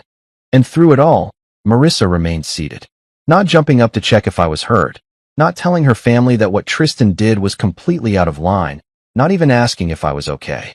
She just sat there, staring at me like I'd committed some unforgivable sin by defending myself. Tristan was starting to come around, Aunt Margot fussing over him like he was made of spun glass instead of entitlement and bad decisions. His jaw was already starting to swell, and I couldn't help but think it was a good look on him. Really brought out the asshole in his eyes. "You're insane," he mumbled through what I hoped was going to be a spectacular bruise. I was just having a little fun. Fun, right? Because nothing says good times like assault with a deadly marinara. I wiped sauce from my eyes, feeling it stick to my fingers like some kind of Italian-flavored superglue, and looked around the room at all these people who were supposed to be family. Not a single person had moved to help me clean up. Not one napkin had been offered. Nobody had said, "Hey, maybe dumping hot food on someone isn't exactly appropriate dinner behavior." Instead, they were all looking at me like I was the problem. Like I was the one who'd violated some sacred family code by having the audacity to hit back when someone literally poured dinner on my head. The marinara was starting to cool, which somehow made it feel even worse, going from scalding humiliation to cold, sticky shame in real time. I could feel it soaking through my shirt, probably staining my undershirt too, and I wondered absently if marinara sauce was one of those things that never really comes out no matter how much bleach you throw at it. Standing there in that barn-style hall, surrounded by fake rustic charm and real family dysfunction, covered in pasta sauce and noodles like some kind of demented scarecrow, I realized something that should have been obvious years ago. I wasn't family to these people. I was entertainment. A target. The designated punching bag they could all feel superior to when they needed a boost to their collective ego. And the worst part? Marissa was just going to let it happen. Again, walking out of that dining hall felt like escaping from a burning building. Except instead of smoke, I was leaving behind a cloud of designer perfume, passive-aggressive tension, and the lingering smell of marinara sauce that was probably going to haunt my nostrils for the next week. The wide porch wrapped around the front of the reunion hall like a wooden embrace, and for the first time all evening, I could actually breathe without feeling like I was drowning in other people's expectations. The night air hit my sauce-covered face like a cool slap of reality. Out here, away from the theatrical gasps and pearl-clutching performance art happening inside, I could finally hear myself think. Unfortunately, what I was thinking wasn't exactly suitable for polite company. I grabbed my shirt sleeve and started wiping marinara off my cheeks, which was about as effective as trying to clean up a crime scene with a tissue. But hey, at least I was doing something productive. My hair was still sticky with sauce, and every time I ran my fingers through it, I came away with more evidence of Tristan's idea of family fun. Chunks of tomato, bits of basil, and enough garlic to ward off every vampire in a 50-mile radius. I probably looked like I'd lost a fight with a pasta factory, which, come to think of it, wasn't that far from the truth. The porch light buzzed overhead like an angry wasp, casting everything in that yellowish glow that makes everyone look like they're coming down with jaundice. I leaned against the wooden railing, feeling the splinters through my ruined shirt, and tried to process what had just happened in there. In the span of about 10 minutes, I'd gone from invisible family disappointment to public enemy number one, all because I'd had the audacity to defend myself when someone literally dumped dinner on my head. That's when I heard the screen door creak behind me. I didn't need to turn around to know who it was. I could practically feel the waves of disapproval radiating from the doorway like heat from a furnace. Marissa's footsteps were crisp against the wooden planks, each one sounding like a little judgment hammer hitting the nail of my coffin. "Well," she said, and I could hear her crossing her arms without even looking. That was quite a performance in there. I turned around slowly, sauce still dripping from my collar, and looked at my wife of 6 years. The woman I'd promised to love, honor, and cherish until death do us part. The woman who was currently looking at me like I'd just kicked a basket of puppies in front of a group of kindergartners. "Performance?" I said, my voice coming out rougher than I'd intended. "Your brother just dumped hot pasta on my head, and you think I put on a performance?" She was doing that thing she did when she was trying to be reasonable, tilting her head slightly to the side, speaking in that measured tone that therapists probably learn in school. "You know how Tristan is," she said, like that explained everything. Like how Tristan was some kind of natural disaster we all just had to learn to live with, like hurricanes or tax season. "Yeah," I said, wiping more sauce off my neck. "I know exactly how Tristan is. He's an entitled jackass who thinks other people exist solely for his entertainment." Marissa's expression didn't change, which somehow made it worse. If she'd gotten angry, if she'd yelled, if she'd shown any kind of emotion at all, I might have been able to work with that. But this cold, clinical disappointment? This was like trying to argue with a customer service robot. "You should apologize," she said, and for a second I thought I'd misheard her. Maybe the marinara had gotten in my ears along with everything else. I should what now? Apologize? To Tristan? To the family? "You embarrassed all of us tonight."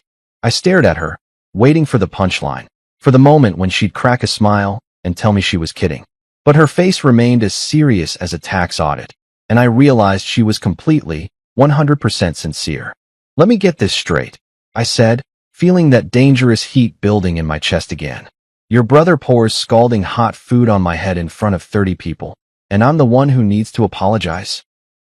"You know how important these family gatherings are," she continued, like I hadn't spoken at all. Uncle Howard was talking about potentially bringing you into one of his investment projects. But after tonight, she trailed off, shaking her head like I'd just blown our shot at winning the lottery. And maybe I had, from her perspective. Maybe losing out on Uncle Howard's largesse was worse than watching her husband get publicly humiliated by her psychopath brother. You should take every insult and apologize, she said, and there it was. The mission statement of our marriage, laid out in plain English under a buzzing porch light, while I stood there covered in marinara sauce, like some kind of walking Italian food advertisement. I should take every insult, every slight, every joke at my expense, every casual cruelty that her family dished out like party favors. And then I should apologize for existing, for breathing their air, for daring to marry above my station, and for getting my place in their carefully constructed social hierarchy. He poured hot food on me. I repeated, because apparently I needed to say it louder for the people in the back. Hot food on my head. Marissa shrugged, actually shrugged, like someone had asked her opinion about the weather. You know how Tristan is. There it was again. The ultimate excuse, the get-out-of-jail-free card that apparently covered everything from casual cruelty to actual assault. Tristan could probably burn down an orphanage, and Marissa would just shrug and say, well, you know how Tristan is. The silence stretched between us like a chasm, filled with 6 years of accumulated resentment and the sound of insects buzzing around the porch light. Inside, I could hear the muffled sounds of the family regrouping, probably already spinning the story into something where I was the villain and poor Tristan was the victim of my unprovoked attack. I'm not apologizing, I said finally. Not to him, not to them, not to anybody. Marissa's mouth tightened into that thin line that meant I'd just failed another test I didn't know I was taking. Then you're making a choice, Grayson. You're choosing your pride over our marriage, over our future, over everything we've built together. Everything we'd built together. Right. Like our marriage was some kind of joint construction project instead of 6 years of me slowly disappearing into the background while she chose her family's approval over her husband's dignity at every single turn. What exactly have we built, Marissa? I asked, spreading my arms wide, sauce flying off my sleeves. A relationship where your family treats me like garbage and you expect me to smile and ask for seconds? She didn't answer, just turned on her heel like I was a disappointing employee who'd just been fired. Her footsteps clicked across the porch planks with military precision, each step taking her further away from me and closer to the warm glow of family acceptance waiting inside. If you don't come back in there and make this right, she said without turning around, don't bother coming home tonight. And then she was gone, the screen door slamming behind her with a finality that echoed across the empty porch. I stood there alone under the buzzing light, marinara sauce cooling on my skin, listening to the distant sound of laughter from inside the hall. They were probably already back to discussing wine tastings and ski trips, the unpleasant interruption of my existence already filed away and forgotten. I looked down at my ruined shirt, at the sauce stains that would never come out, at the physical evidence of what happened when you tried to stand up for yourself in the Prescott family ecosystem. Then I looked at the door Marissa had just walked through, leading back to a world where I was expected to apologize for being humiliated, where my worth was measured by how much abuse I could absorb without fighting back. Standing there on that porch, with the night air cooling the sauce on my scalp and the sound of my in-laws' laughter drifting through the windows, I realized something that should have been obvious years ago. If I walked back through that door, if I went back in there and apologized for defending myself, I'd be stepping right back into the same cage they'd kept me in for 6 years. The only question was whether I had the guts to stay outside. Driving away from that reunion hall felt like breaking out of prison, if prison was decorated in rustic barn chic and smelled like disappointed rich people. My hands were still shaking on the steering wheel, not from adrenaline anymore, but from something that felt suspiciously like freedom. Every mile I put between myself and the Prescott family circus was another breath of air that actually belonged to me. My phone had been buzzing like an angry hornet trapped in a jar ever since I'd gotten in the car, lighting up the dashboard with notification after notification. I could see Marissa's name flashing repeatedly, interspersed with numbers I recognized as various members of her family tree. Probably Uncle Howard trying to have a word with me, or Aunt Margot wanting to lecture me about proper family behavior, or hell, maybe even Tristan himself calling to gloat about his marinara masterpiece. But here's the thing about rock bottom. Once you hit it, you realize you've got nothing left to lose. And ignoring their calls felt better than any therapy session I'd ever imagined. 10 miles down the road, I spotted the familiar glow of a gas station rising out of the darkness like a fluorescent oasis. One of those 24-hour joints that looks like it was designed by someone who'd never seen daylight. All harsh white lighting and reflective surfaces that make everything look like a crime scene waiting to happen. I pulled into the parking lot, my tires crunching over gravel and discarded lottery tickets, and just sat there for a minute, engine ticking as it cooled. Through the windshield, I could see the usual late-night gas station ecosystem in full swing. A trucker filling up his rig while talking on a headset, probably explaining to his wife why he was running late again. A college kid counting out crumpled dollar bills for gas money, looking like he was calculating whether he'd have enough left over for ramen noodles. A woman in scrubs who was obviously pulling a double shift, moving with that particular kind of exhaustion that comes from keeping the world running while everyone else sleeps. Real people, living real lives, dealing with real problems. Not a single one of them was worried about whether their caviar was properly chilled or if their personal trainer was charging too much for house calls. I turned off the engine and really looked at myself in the rearview mirror for the first time since the pasta incident. I looked like I'd lost a fight with an Olive Garden kitchen, sauce stains on my shirt that were already setting into permanent reminders of tonight's festivities, my hair still sticky with marinara, and something in my eyes that I hadn't seen in years. It took me a minute to recognize what it was. It was possibility. Inside the gas station, the fluorescent lights hummed with the kind of white noise that makes you feel like you're in a spaceship. The clerk behind the counter looked up from his phone just long enough to nod at me, which was about 1,000 times more acknowledgement than I'd gotten from my in-laws all evening. I grabbed a bottle of water and some napkins, trying to clean the worst of the sauce off my face while I figured out what the hell I was going to do next. That's when I spotted the sign advertising free Wi-Fi, and suddenly I had a plan. Or maybe not a plan exactly, but at least an idea that didn't involve going home to face Marissa's disappointed silence or sleeping on the couch like a dog who'd had an accident on the carpet. I pulled out my phone, ignored the 17 missed calls and 43 text messages, and opened up a travel website. The screen loaded with all those cheerful vacation photos, couples holding hands on beaches, families laughing over dinner, people living their best lives in places where nobody gave a damn about your pedigree or your portfolio.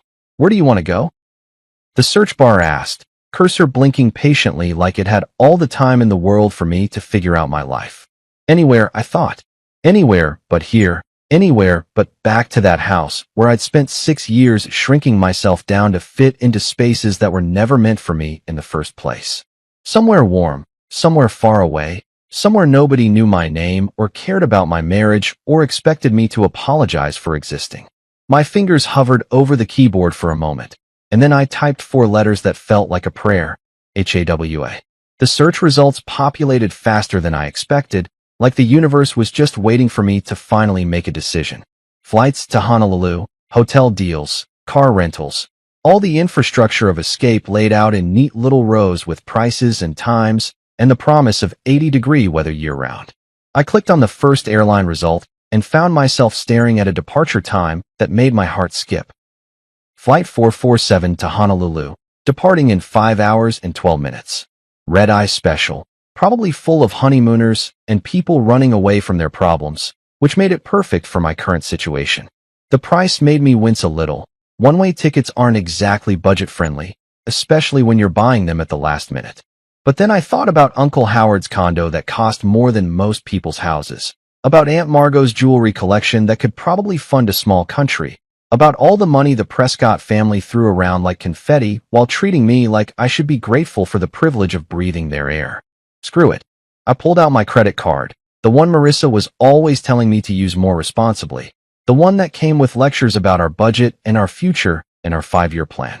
Tonight, it was going to buy me something I hadn't had in years, a choice that was entirely my own. The booking process was surprisingly simple, like the website understood that people making these kinds of decisions at gas stations at 11 p.m. weren't looking for complicated forms and multiple confirmation screens. Name, card number, confirmation of seat assignment, and suddenly I was holding a digital boarding pass on my phone that said Grayson Mitchell, Honolulu, Hawaii, seat 23A. 23A. A window seat, which felt appropriate somehow. I'd be able to watch the mainland disappear beneath the clouds, watch everything I'd been trying so hard to fit into shrink down to nothing while I flew towards something completely unknown. The confirmation email hit my inbox with a cheerful ding, complete with helpful reminders about check-in times and baggage restrictions. Baggage restrictions. I almost laughed out loud right there in the gas station, surrounded by energy drinks and lottery tickets, and the smell of Roller Grill hot dogs. What baggage was I going to bring? The shirt covered in marinara sauce? The years of accumulated resentment? The wedding ring that suddenly felt like it weighed about 50 pounds? I paid for my water and walked back out to the car, phone buzzing again with another round of calls I had no intention of answering. 5 hours and 12 minutes until takeoff. Enough time to drive to the airport, park in long-term parking like I was going on a normal business trip instead of fleeing my entire life, and maybe grab some actual clothes that didn't look like they'd been used as target practice by an Italian restaurant. Sitting in the driver's seat, I looked at that boarding pass one more time. Grayson Mitchell, it said. Not Grayson Prescott adjacent. Not Marissa's disappointing husband. Not the guy who didn't quite fit in at family dinners. Just Grayson Mitchell, passenger, destination unknown. For the first time in 6 years, that felt like exactly the right name to be. You know that moment in action movies when the hero's phone starts going off like the world's most annoying alarm clock, and you just know that whatever peace and quiet they had is about to go straight to hell? Well, apparently my life had just turned into one of those movies, except instead of international spies or alien invasions, I was dealing with something far more terrifying. The collective wrath of the Prescott family. 5 minutes. 5 freaking minutes after I hit confirm purchase on that airline ticket, and my phone lit up like the 4th of July had a baby with Times Square on New Year's Eve. The thing was vibrating so hard against the dashboard that I was half worried it might achieve actual flight before I did. I'd barely pulled out of the gas station parking lot when the first wave hit. Call after call, text after text, voicemail notifications piling up faster than I could even read the names. It was like watching a social media meltdown in real time, except instead of strangers on the internet, it was my own family-in-law losing their collective minds because I'd had the audacity to leave their little performance without taking a bow. The irony wasn't lost on me that these people, who couldn't be bothered to offer me a napkin when I was sitting there covered in marinara sauce, suddenly had an urgent need to communicate now that I wasn't playing by their rules anymore. Marissa was leading the charge, naturally. Her name kept flashing on the screen like a neon sign advertising disappointment. "Where are you?" popped up in a text bubble, followed immediately by "Don't do this," and then "You're making a scene." Because apparently leaving quietly after being humiliated was somehow more dramatic than dumping hot pasta on someone's head in front of 30 people. The logic of the Prescott family, ladies and gentlemen, always consistent in its complete lack of consistency. But Marissa was just the opening act. The real show started when Tristan got involved.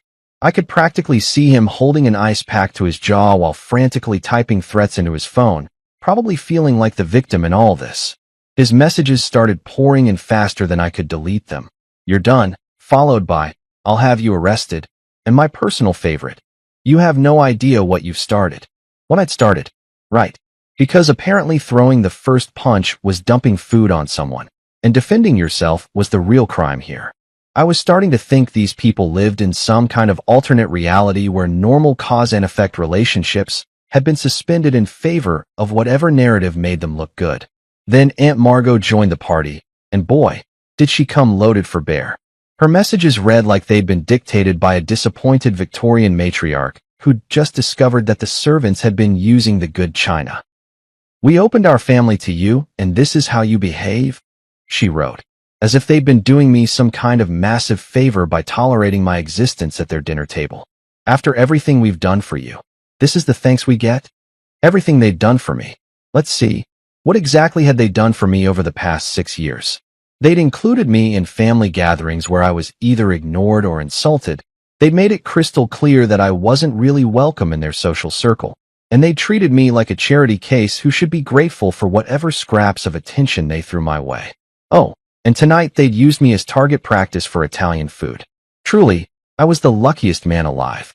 Uncle Howard's messages were more restrained, but somehow more threatening, written in that careful corporate language that he probably used to fire people without technically breaking any labor laws.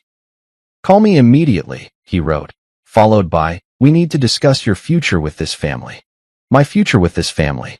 Like I was an employee whose contract was up for review instead of someone who'd married into their dysfunction.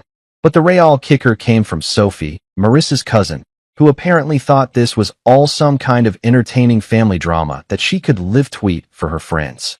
"OMG, everyone is so upset," she wrote, complete with crying laughing emojis. "Aunt Margot is literally shaking. Uncle Howard is pacing around talking about lawyers. This is better than reality TV. Better than reality TV." There it was, the family motto in all its glory. Real people's pain was just entertainment for them, something to spice up their otherwise boring lives of privilege and plenty.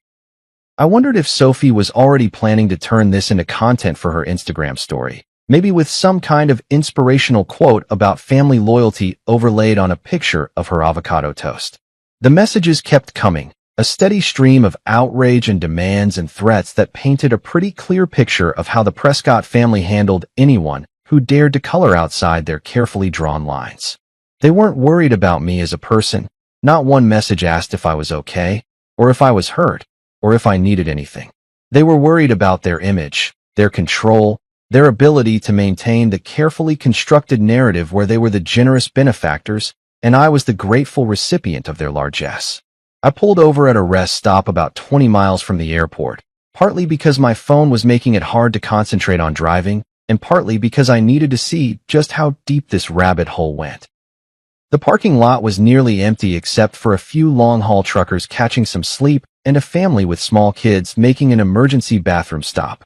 Sitting there under the fluorescent lights of the rest stop, I started scrolling through the messages more carefully, and that's when I noticed something that shouldn't have surprised me, but somehow still did. Not a single one of them mentioned the fact that Tristan had dumped hot food on my head. Not one message said, "Hey, maybe my brother/nephew/son was out of line." Not one person suggested that pouring marinara sauce on someone might be considered inappropriate dinner behavior. It was all about my reaction, my violence, my overreaction to what they were probably already spinning as a harmless prank between family members. The actual assault, because let's call it what it was, had already been memory holed in favor of a story where I was the unstable one who couldn't take a joke. The counter on my phone showed 315 total notifications, and they were still climbing. 315 separate attempts to drag me back into their web of dysfunct. 315 reminders of why I'd bought that plane ticket in the first place. But here's what struck me as I sat there in that rest stop parking lot, surrounded by the honest exhaustion of people traveling for real reasons. Work, family visits, moving across the country for new jobs. These messages weren't from people who cared about me. They were from people who cared about maintaining their version of reality, where they could treat people however they wanted and never face any consequences. Not one message said, "Are you okay?" Not one person asked if the sauce had burned my skin or if I needed medical attention. Not one member of Marissa's family seemed to think that maybe, just maybe, they should be apologizing to me instead of demanding that I apologize to them. I looked at that growing pile of digital outrage, all those words and threats and demands, and realized something that felt like a weight lifting off my shoulders. I didn't owe these people anything. Not an explanation, not an apology, not even a response. So I did something that felt better than any comeback I could have written, better than any angry phone call I could have made, better than any dramatic confrontation I could have staged. I turned off my phone and put it in my bag, cutting off their access to me as simply as flipping a switch. The silence that followed was more satisfying than any argument I'd ever won. You know how people always say that airplane air is recycled and gross and makes you feel like you're breathing through a dirty sock? Well, let me tell you something. After 6 years of breathing the suffocating atmosphere of Prescott family expectations, that recycled airplane air tasted like pure freedom with a hint of peanuts and possibility. The red-eye flight to Honolulu had been exactly what I'd needed. 5.5 hours of enforced silence with nothing but the hum of engines and the occasional snore from the businessman in 24B. No phone calls, No text messages, no family members trying to drag me back into their twisted version of reality. Just me, a tiny bag of pretzels, and the growing realization that I'd actually done it. I'd bought a one-way ticket to anywhere but here and followed through. But nothing, and I mean nothing, could have prepared me for that first breath of Hawaiian air. The plane doors opened, and it hit me like a warm hug from a grandmother you didn't know you had. Not the aggressive, in-your-face heat that makes you want to run back inside to air conditioning, but this soft, gentle warmth that seemed to wrap around you like the world's most expensive blanket. It was air with personality, air that smelled like flowers you couldn't name and ocean salt, and something that might have been happiness if happiness had a scent. I walked down that jet bridge feeling like I was entering a different universe entirely.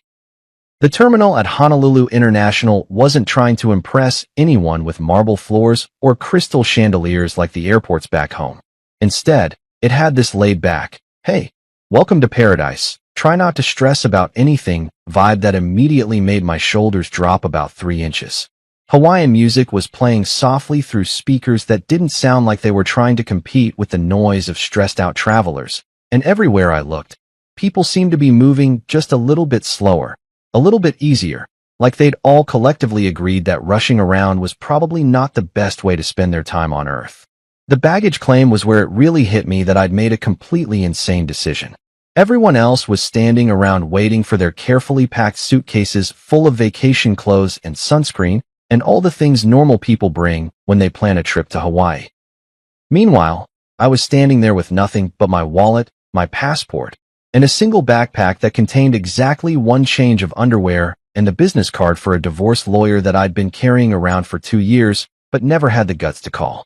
That's when I realized I was going to need somewhere to stay, and probably some clothes that didn't smell like marinara sauce and poor life choices. I pulled out my phone, which I'd reluctantly turned back on once the plane landed, and started scrolling through Airbnb listings, trying to find something that said, "Yes, we welcome people who've just blown up their entire lives on a whim." Most of the listings looked like they'd been photographed by people who'd taken a masterclass in making small spaces look like luxury resorts. Lots of carefully staged photos with perfectly placed pineapples and artfully rumpled white linens that probably cost more per night than I made in a week. But then I found one that was different. The photos were clearly taken by someone who'd just pointed their phone at stuff and clicked. No fancy lighting or strategic fruit placement. Just a small beachfront place with weathered wooden furniture and windows that actually looked like they opened to let in real air instead of Instagram-worthy filtered light. The description was written by someone named Kimo, and it simply said, "Clean, quiet, close to beach. Good for people who want to think or people who want to stop thinking. Your choice." Perfect. I booked it for a week, which felt like either the most reasonable decision I'd made in years or the most irresponsible, depending on how you looked at it. The address led me to a taxi driven by a guy who introduced himself as Paolo and immediately started telling me about his cousin's shrimp truck that I absolutely had to try, his nephew's surf lessons that would change my life, and his grandmother's secret spot for watching sunsets that wasn't overrun with tourists taking selfies. The ride to the Airbnb was like a guided tour through everything I'd been missing while I was busy trying to fit into spaces that were never meant for me. We passed beaches where people were actually playing in the water instead of posing next to it, restaurants that looked like they'd been built by people who cared more about the food than the Instagram potential, and neighborhoods where kids were riding bikes and old men were playing chess in parks, and life seemed to be happening at a pace that actually made sense for human beings. You running away from something or running to something? Paolo asked as we pulled up to a small house that looked like it had been painted by someone who believed that blue should actually look like the ocean and green should actually look like plants. "Little bit of both," I said, which was probably the most honest thing I'd said to anyone in months. He nodded like this made perfect sense. Hawaii's good for that. The islands don't judge. They just let you figure out what you need to figure out. The house was exactly what the photos had promised, nothing fancy, but clean and comfortable, and so close to the beach that I could hear the waves from the front porch.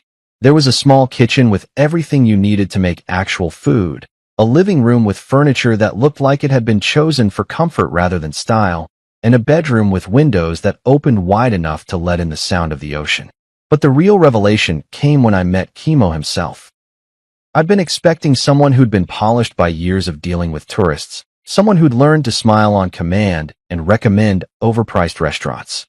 Instead, I got a guy in his 50s with hands that looked like they'd actually worked for a living and a laugh that sounded like it came from somewhere deep and genuine. "First time in Hawaii?" he asked, and when I nodded, he grinned. "Good. The island's got a way of showing you things you didn't know you needed to see. You here for business or pleasure?" "Honestly," I said, setting down my pathetic backpack in a living room that somehow felt more like home than any place I'd lived in the past 6 years. "I have absolutely no idea what I'm here for." Kimo's laugh filled the space like warm honey. "Even better. That means you're here for the right reasons." He handed me the keys and a handshake that felt like he actually meant it, like I was a person worth welcoming instead of a problem to be managed. "The ocean's right out that door," he said, pointing toward the back of the house. "Don't overthink it.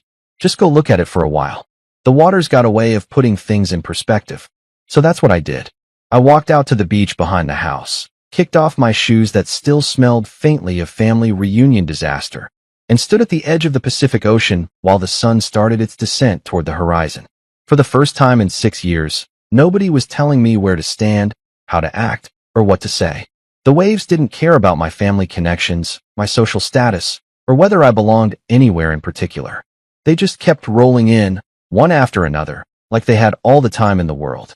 Turns out when you're not spending every waking moment trying to decode the complex social dynamics of people who think you're beneath them, you have a surprising amount of time to figure out what you actually enjoy doing. Who knew?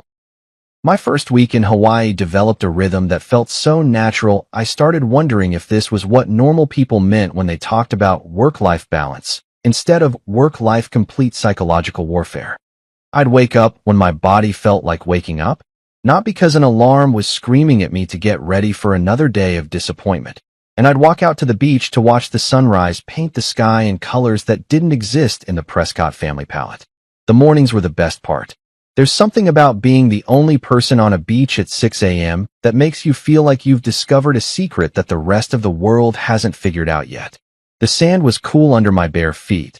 The water was this impossible shade of blue that made you wonder why anyone ever settled for swimming pools. And the air tasted like possibilities that didn't come with strings attached or family approval ratings. I'd walk for miles, picking up shells that nobody expected me to display properly or appreciate appropriately, watching crabs scuttle around like they had important business to attend to, and generally enjoying the novel experience of existing without constantly calculating how my behavior might reflect on the family name.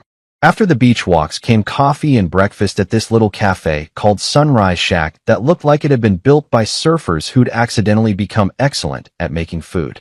The owner, a woman named Keiko who had to be pushing 70 but moved like she was half that age, made coffee that could wake the dead and acai bowls that tasted like someone had figured out how to turn tropical paradise into breakfast. "You're the mainland guy staying at Kimo's place," she said on my third morning, not really asking. Island communities, I was learning, had their own communication networks that made social media look sluggish. "Guilty as charged," I said, wondering if being the mainland guy was going to come with its own set of expectations and requirements. "Good," she said, sliding a plate of fresh fruit across the counter. "Kimo says you look like you needed to get lost for a while. Hawaii's perfect for that. Getting lost. I like that way of thinking about it better than running away, or having a midlife crisis, or whatever psychological label the Prescott family was probably attaching to my disappearance. Getting lost implied that you might eventually find something, whereas running away suggested you were just a coward who couldn't handle adult responsibilities. The afternoons were for reading. I discovered that when you're not constantly stressed about family dinner performances or social obligations that felt like pop quizzes you hadn't studied for, you could actually concentrate on books for more than 10 minutes at a time. I'd grab something from the little bookstore in town, a place that clearly existed because the owner loved books, not because she'd calculated the optimal profit margins on literary fiction, and find a spot on the beach or at one of the outdoor cafes where nobody cared if you sat there for 3 hours nursing a single iced tea. It was at one of these cafes, a place called The Grind that had mismatched chairs and Wi-Fi that worked about 60% of the time, that I met Lonnie. She was at the table next to mine, hunched over a laptop and muttering things that sounded distinctly uncomplimentary about website design platforms. "You okay over there?" I asked after she'd called her computer something that would have made Aunt Margot clutch her pearls so hard she'd probably need medical attention. "Oh, I'm fantastic," she said, her voice dripping with enough sarcasm to fill a swimming pool. "Just trying to update my shop's website, and this piece of garbage platform is acting like I asked it to solve world hunger instead of add a simple photo gallery." Lonnie, as it turned out, ran a surf shop called Wave Rider that had been in her family for 20 years. She was about my age, with sun-bleached hair and hands that looked like they'd spent a lot of time fixing things, and she had absolutely zero patience for technology that didn't work the way it was supposed to. "What kind of shop?" I asked, closing my book because this conversation was infinitely more interesting than whatever literary masterpiece I'd been pretending to read. "Surf shop. Boards, gear, lessons for tourists who think they're going to become the next Kelly Slater after a 2-hour session." She gestured at her laptop screen like it had personally offended her ancestors. "We do pretty well, but our website looks like it was designed in 1995 by someone who'd never seen the internet before." Here's where things got interesting. Back in my previous life, the one where I spent most of my time trying to disappear into furniture at family gatherings, I'd actually been pretty good at website design. It was something I'd picked up in college and kept doing on the side, mostly for small businesses that couldn't afford the big fancy agencies that charged more for a logo than most people made in a month. "I might be able to help with that," I said, surprised to hear myself volunteering for something without first calculating how it might affect my standing with people I was trying to impress. Lonnie looked up from her laptop, squinting at me like she was trying to figure out if I was serious or just another mainland tourist who thought he could solve all of Hawaii's problems with his superior continental wisdom. "You know anything about websites?" she asked. "A little," I said, which was probably the most understated thing I'd said since arriving in paradise. "Mind if I take a look?" What followed was the most fun I'd had working on anything in years. Lonnie's existing website was indeed a disaster of epic proportions. Broken links, photos that loaded sideways, and a color scheme that looked like it had been chosen by someone who'd never seen an actual ocean. But it wasn't unfixable, just neglected. We spent the next 3 hours completely rebuilding the thing from scratch. Lonnie provided the content and the vision. She knew exactly what her customers needed and how they thought, while I handled the technical stuff that made her want to throw her laptop into the nearest volcano. "You want clean, simple, easy to navigate," I said, pulling up examples of sites that actually worked. "Nothing fancy, just functional. People want to see your boards, check your lesson schedules, maybe read some reviews from happy customers." "Exactly," she said, and I realized it had been months since someone had responded to one of my ideas with genuine enthusiasm instead of polite tolerance or outright dismissal. By the time we finished, Wave Rider had a website that actually looked like it belonged to a business that knew what it was doing. The photos loaded properly, the navigation made sense, and the whole thing had a clean, professional look that still felt relaxed and welcoming. "How much do I owe you?" Lonnie asked as we tested the final version on her phone. "Nothing," I said, surprising myself again. It was fun. Fun. She looked at me like I'd just claimed that root canals were my favorite hobby. "You think website design is fun? When it's not for people who treat you like their personal tech support slave." "Yeah, it's actually pretty enjoyable." That's when she made me an offer that would change everything. I've got a couple of friends who run businesses around here. They're all dealing with the same kind of website disasters. If you're interested in picking up some side work while you're getting lost, I could put in some good words. Side work. Not charity, not family obligations, not doing favors for people who'd never return them. Actual work that I'd chosen to do, for people who appreciated it, at my own pace and on my own terms. Sitting there at that mismatched table, watching the sun start its descent toward the horizon while Lonnie scrolled through her new website with obvious satisfaction, I realized something that should have been obvious, but somehow felt revolutionary. This was the first time in years that I'd done work that felt like it belonged to me. Not work that I did to impress my in-laws, not projects designed to boost my standing in some social hierarchy I'd never signed up for, but actual work that solved real problems for real people who treated me like a human being instead of a convenient disappointment. "Yeah," I said, watching a couple of surfers paddle out to catch the evening waves. I think I'd like that. 2 weeks in paradise had done something weird to my relationship with technology. Back in my old life, my phone was basically a digital leash that kept me connected to every disappointment, obligation, and passive-aggressive family text thread that made up my daily existence. Here in Hawaii, the thing had been sitting in a drawer like a piece of radioactive waste that I was pretty sure would kill me if I got too close to it. But eventually, reality has a way of knocking on your door, even when that door happens to be attached to a beachfront bungalow in the middle of the Pacific Ocean. My phone battery had finally died sometime during week 1, and I'd been perfectly content to let it stay that way.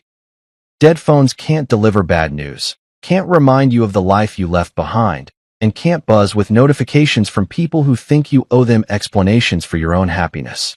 Unfortunately, they also can't be used to run a business, and Lonnie's referrals were starting to pile up faster than I could handle with just her laptop and the questionable Wi-Fi at the grind. 3 local businesses wanted website overhauls, 2 needed complete e-commerce setups, and a local artist wanted an online gallery that didn't look like it had been designed by someone who'd learned HTML from a cereal box. So there I was, standing in the little electronics shop in downtown Honolulu, holding a phone charger and trying to work up the courage to plug my phone back into the world I'd left behind. The shop owner, a guy named Dave who looked like he'd been selling electronics since before smartphones were even a twinkle in Steve Jobs' eye, was watching me stare at the charger like it might explode. "You okay, man?" he asked. "You look like you're about to defuse a bomb instead of charge a phone." "Something like that," I said, handing him a 20 and wondering if there was any way to SE. Back at the bungalow, I plugged the thing in and watched it slowly come back to life with all the enthusiasm of someone waiting for their STD test results. The Apple logo appeared, followed by the home screen, followed by the most ridiculous notification badge I'd ever seen in my life. 347 unread messages. 347. I sat there on Chemo's comfortable old couch, listening to the waves crash outside, and watching that number blink at me like a neon sign advertising everything I'd been successfully avoiding for the past 2 weeks. Part of me wanted to throw the phone right back in the drawer and pretend I'd never seen it. Part of me was curious about just how deep the rabbit hole of family outrage had gotten in my absence. Curiosity won, because apparently I'm a glutton for punishment. The voicemail box was completely full, 37 messages that I was pretty sure would contain enough guilt, manipulation, and threats to power a small city. I started with those, figuring I might as well get the worst of it over with first. Marissa's voice hit me like a cold slap of reality. The first few messages were angry, really angry. "Where the hell are you, Grayson? You can't just disappear like this. We need to talk. Call me back immediately." Her voice had that sharp edge it got when she was trying to control something that wasn't cooperating, like a broken appliance or a husband who'd finally grown a backbone. But as the messages progressed, the anger shifted to something that was almost worse, strategic crying. By message number 12, she was sobbing into the phone about how worried she was, how she just wanted to know I was safe, how we could work through this if I'd just come home and talk to her like a reasonable adult. "I know you're hurt," she said in one message that was clearly performed for an audience. "I know things got out of hand at the reunion, but running away isn't the answer, Grayson. We're married. We made vows. You can't just abandon everything because you had a fight with my brother." A fight with her brother. Right. Because that's what you call it when someone dumps hot food on your head and you defend yourself. A little disagreement between boys. Nothing that couldn't be solved with a firm handshake and maybe a nice bottle of wine. Tristan's messages were exactly what you'd expect from someone whose jaw I'd rearranged with my fist. The first few were pure rage, promising legal action and making threats that probably would have scared me if I'd still been living in his world of consequences and social standings. "You're finished," he snarled in one particularly charming voicemail. "I'm going to destroy you. You'll never work in this town again. Never work in this town again." Like I was some kind of mob movie character instead of a guy who designed websites and had finally gotten tired of being treated like furniture. I almost laughed out loud at that one, sitting there in my beach bungalow with more work than I could handle and zero interest in whatever town he thought he controlled. But the later messages from Tristan were different, more calculated. "Look," he said in what was clearly meant to be his reasonable voice. "Maybe we both got a little heated. Why don't you come back and we'll talk this through like adults? Marissa's worried sick, and the family thinks you might be having some kind of breakdown. Some kind of breakdown. Translation: they decided I was mentally unstable, which was probably easier for them to accept than the possibility that their behavior had finally pushed someone past their breaking point. Uncle Howard's messages were all business, delivered in that smooth corporate tone that said he was used to fixing problems with money and influence. Grayson, this has gone far enough. You're embarrassing the family, and more importantly, you're hurting Marissa. I think we can find a way to make this work for everyone. Call me back, and we'll discuss your options. My options? Like I was an employee being offered a severance package instead of a person who'd finally decided to prioritize my own sanity over their dysfunctional family dynamics. Aunt Margot's messages were pure psychological warfare, listing every opportunity I was throwing away by behaving like an ungrateful child. We had plans for you, she said in one particularly manipulative voicemail. Howard was going to bring you into the business. We were going to help you build something real. But you've shown your true colors now, haven't you? Plans for me. Help me build something real. As if their version of my life was somehow more legitimate than whatever I might choose for myself. As if success could only be measured by how well I fit into their predetermined mold of what a proper Prescott family member should look like. But the real kicker came from Sophie, who'd apparently appointed herself the family's social media correspondent. Her messages were breathless updates on the family drama, delivered like she was reporting from the front lines of a particularly juicy reality show. Everyone's talking about you, she said in one message that was equal parts excited and horrified. Aunt Margot thinks you've joined a cult or something. Uncle Howard keeps muttering about hiring a private investigator. And Marissa? Oh my God, Marissa is acting like you died or something. She's telling everyone you're having a nervous breakdown. A nervous breakdown. There it was again, the family's preferred explanation for my sudden departure.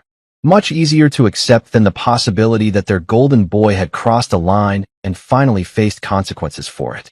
I scrolled through the text messages, which were more of the same. Guilt, manipulation, threats, and a stunning lack of self-awareness about what had actually happened that night. Not one message acknowledged that Tristan had assaulted me.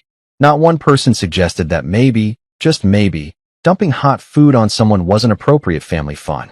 It was all about my reaction, my over-response, my inability to take a joke and play along with their twisted version of family bonding. But here's what struck me as I sat there in that peaceful bungalow, listening to the sound of waves and feeling the warm Hawaiian breeze through the open windows. Their anger wasn't really about me leaving. It was about me leaving without permission, without explanation, without giving them the chance to control the narrative and manage the situation according to their preferred script. They weren't upset because they'd lost me. They were upset because they'd lost control of me. And that realization felt better than any apology they could have offered, better than any explanation they could have given, better than any attempt to make things right. I deleted every single message without responding to a single one. No explanations, no justifications, no carefully worded emails trying to make them understand my perspective. Just silence. The kind of silence that says more than any argument ever could. You know what's funny about making a decision that everyone back home thinks is completely insane? Eventually, you stop caring whether they think it's insane or not, and you start focusing on whether it's actually working out for you. And let me tell you, 3 weeks into my Hawaiian adventure, things were working out better than I had any right to expect. The website work that had started with helping Lonnie had turned into something that looked suspiciously like an actual business. Word travels fast in island communities, especially when that word is mainland guy who can make your crappy website stop sucking without charging you a fortune. My phone, the same phone that had been buzzing with family drama and threats just a week ago, was now ringing with calls from local business owners who had actual problems they wanted me to solve. There was Maria, who ran a food truck called Island Fusion and needed an online ordering system that didn't crash every time more than 3 people tried to use it simultaneously. There was Tommy, a fishing charter captain whose website looked like it had been designed by someone who'd never seen a boat, let alone been on one. And there was Elena, who made jewelry from beach glass and shells and wanted an e-commerce site that captured the spirit of her work without looking like every other generic craft store on the internet. Real work for real people with real problems. It was a revelation that probably shouldn't have been as surprising as it was, but after years of doing favors for Marissa's family connections, People who treated web design like some kind of mysterious voodoo and expected miracles while complaining about every invoice. Working with folks who actually appreciated what I was doing felt like discovering a new planet. The best part was that nobody here knew about my previous life as the family disappointment. To Maria, I was just the guy who fixed her website so customers could actually place orders without wanting to throw their phones into the ocean. To Tommy, I was the computer wizard who made his charter business look professional enough to compete with the big resort operations. To Elena, I was the person who figured out how to make her art look as beautiful online as it did in real life. None of them cared that I'd never been good enough for the Prescott family standards. None of them expected me to apologize for existing or to constantly prove that I deserved to breathe the same air as my social betters. They just wanted someone who could solve their problems without talking down to them or charging them like they were funding a space mission. The work was good, but the real breakthrough came on Friday evenings at the pier with Chemo. It had started accidentally. I'd been walking along the waterfront around sunset, trying to clear my head after a long day of coding, when I'd spotted him sitting on a bench with a cooler full of beer and a smile that could power the whole island. "Mainland guy," he'd called out, waving me over like we'd been friends for decades instead of casual acquaintances who'd exchanged maybe 50 words total. Perfect timing. I was just about to watch the sun do its thing, and beer always tastes better when you've got someone to share it with. That first Friday had turned into a weekly tradition that I looked forward to more than I'd looked forward to anything in years. Chemo had this way of talking that made everything seem both completely serious and totally relaxed at the same time. He'd worked construction for 30 years, raised 3 kids who were all doing well for themselves, and had opinions about everything from local politics to the best way to grill fish that were both informed and completely unpretentious. "You settling in okay?" he asked during our 3rd beer summit, watching a cruise ship slide past the harbor like a floating city of tourists who'd probably never see the real Hawaii. "Better than okay," I said, surprised to realize how true that was. "This place is starting to feel like home." "Good," he nodded, taking a long pull from his beer. "Hawaii's got a way of calling to people who need it. Not everyone hears it, but when you do, you know." We'd sit there watching the sun paint the sky in colors that didn't exist in any of the fancy art galleries the Prescott family liked to frequent, talking about everything and nothing while fishing boats headed out for the night shift and joggers made their evening rounds along the waterfront. Sometimes we'd talk about work. Chemo was full of stories about construction projects that had gone hilariously wrong and clients who'd made requests that defied both physics and common sense. Sometimes we'd talk about family, his kids, his grandkids, his wife who'd passed away 5 years ago, and who he still missed every single day. But mostly, we'd just exist in the same space without any pressure to perform or impress or justify our presence. It was the kind of friendship that developed naturally, based on mutual enjoyment of each other's company rather than social obligation or family connection, or any of the complicated dynamics that had governed most of my relationships back in my previous life. "You ever miss it?" he asked one evening, gesturing vaguely in the direction of what I assumed was the mainland. "Whatever you left behind to end up here?" I thought about that question longer than I probably needed to. Did I miss anything about my old life? The house that had never really felt like mine? The family gatherings where I was tolerated rather than welcomed? The constant feeling that I was failing some test that nobody had bothered to explain to me? "I miss the idea of it," I said finally. "I miss thinking that I had a place where I belonged, even if that place never actually existed." Chemo nodded like this made perfect sense. That's the difference between missing something real and missing something you wished was real. One's worth going back for, the other's just nostalgia for a life you never actually had. The more time I spent in Hawaii, the more I realized he was right. I wasn't homesick for my actual life. I was homesick for the version of my life that had never existed outside my own hopeful imagination. The version where Marissa's family accepted me as an equal, where Tristan treated me like a brother instead of a target, where I fit into their world without having to shrink myself down to accommodate their expectations. But that version had never been real, and pretending it might someday become real had cost me years of actual happiness in favor of hypothetical approval from people who'd never actually intended to give it. The island routine was healing something in me that I hadn't even realized was broken. Morning walks on the beach where nobody expected me to network or make small talk about my career prospects. Afternoons working on projects that people actually appreciated instead of endured. Evenings watching sunsets with a friend who liked me exactly as I was instead of constantly hinting at ways I could improve myself to better fit his social circle. For the first time in years, maybe ever, I was living a life that felt like it belonged to me instead of everyone else. The work I was doing was work I'd chosen, for people I genuinely liked, at a pace that felt sustainable instead of frantic. The friendships I was building were based on mutual respect and shared interests instead of family obligation or social climbing. It wasn't the life I'd planned when I was sitting in that gas station 3 weeks ago, buying a one-way ticket to anywhere that wasn't where I'd been.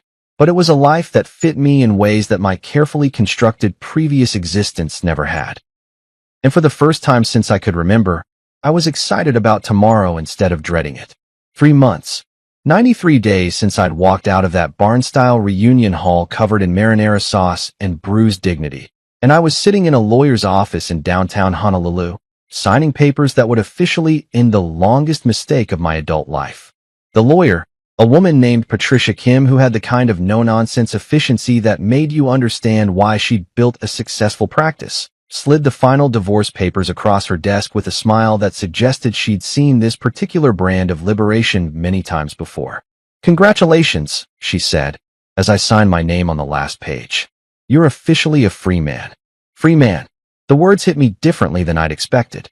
Not with relief, exactly, and definitely not with regret, but with something that felt like possibility wrapped in acceptance. I was free, but more importantly, I was free by choice rather than circumstance. I'd chosen this path, step by step, decision by decision. From that first moment, I decided not to apologize for defending myself to this final signature that severed the last legal tie to a life that had never really fit. The apartment above Lonnie's surf shop had become available 2 weeks ago when the previous tenant, a yoga instructor named Rainbow, who was probably born with a much more conventional name, had decided to follow her chakras to Sedona or some other place where people took spiritual guidance from crystals seriously. Lonnie had offered me the space before it even hit the market, which was either a sign of friendship or a practical business decision based on the fact that I'd already fixed her computer system 3 times and installed a security camera that actually worked.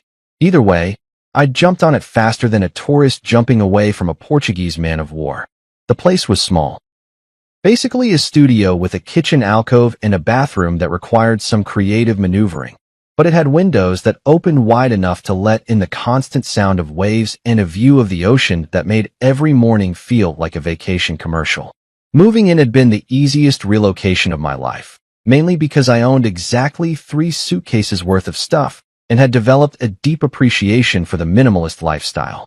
No family heirlooms to worry about. No furniture that came with emotional baggage. No wedding photos to pack away in boxes labeled, "Deal with this later." Just clothes, a laptop, some books, and a coffee maker that had become my most prized possession after discovering that island time included a much more relaxed approach to caffeine availability. The business had grown beyond anything I'd expected when I first helped Lonnie with her website disaster.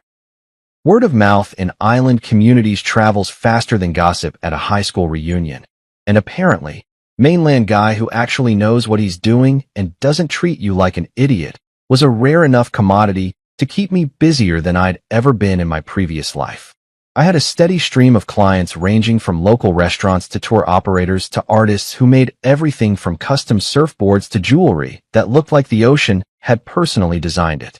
But the real revelation was that I was making more money doing work I actually enjoyed than I'd ever made trying to impress people who would never be impressed anyway. Turns out that when you're genuinely good at something and you work with people who appreciate what you do, the financial part tends to sort itself out without requiring family connections or social networking events that felt like endurance tests. The apartment came with a small desk that fit perfectly under the main window, positioned so I could look up from my laptop and watch surfers catching waves while I worked on whatever project was currently demanding my attention. Today it was a complete e-commerce overhaul for a local coffee roaster who'd been trying to sell his beans online using a system that looked like it had been designed by someone who'd heard about the internet, but never actually seen it. The ocean breeze carried through the open windows, rustling the curtains I'd bought at a local market from a woman who'd spent 20 minutes telling me about the traditional Hawaiian patterns while her granddaughter taught me how to pronounce mahalo correctly. It was the kind of interruption that would have driven me crazy in my old life, where every minute was scheduled and every interaction was measured against its potential value to my social standing. Here, it felt like the most natural thing in the world. Buying curtains from someone who cared about the history behind the patterns, learning a word that meant more than just thank you in a language that belonged to this place I was slowly becoming part of. My phone, which had become a tool for actual work instead of a device for delivering family drama, buzzed with a text from Chemo, Sunset Beer Summit in 1 hour. Tommy caught some Ono today, and Elena's bringing her famous mac salad. You in? I looked at my laptop screen, where about 3 hours of work remained on the coffee roaster's website, and realized something that would have shocked my former self. The work could wait. Not because I was lazy or irresponsible, but because I'd learned the difference between urgent and important, between other people's expectations and my own priorities. The website would get finished, the client would be happy, and the world would continue spinning without requiring me to sacrifice every moment of personal time on the altar of productivity. Definitely in. I texted back, closing the laptop and walking to the small closet where I kept the kind of clothes that prioritized comfort over appearance. Board shorts, t-shirts that had never seen an iron, and flip-flops that cost less than the socks I used to wear to family dinners.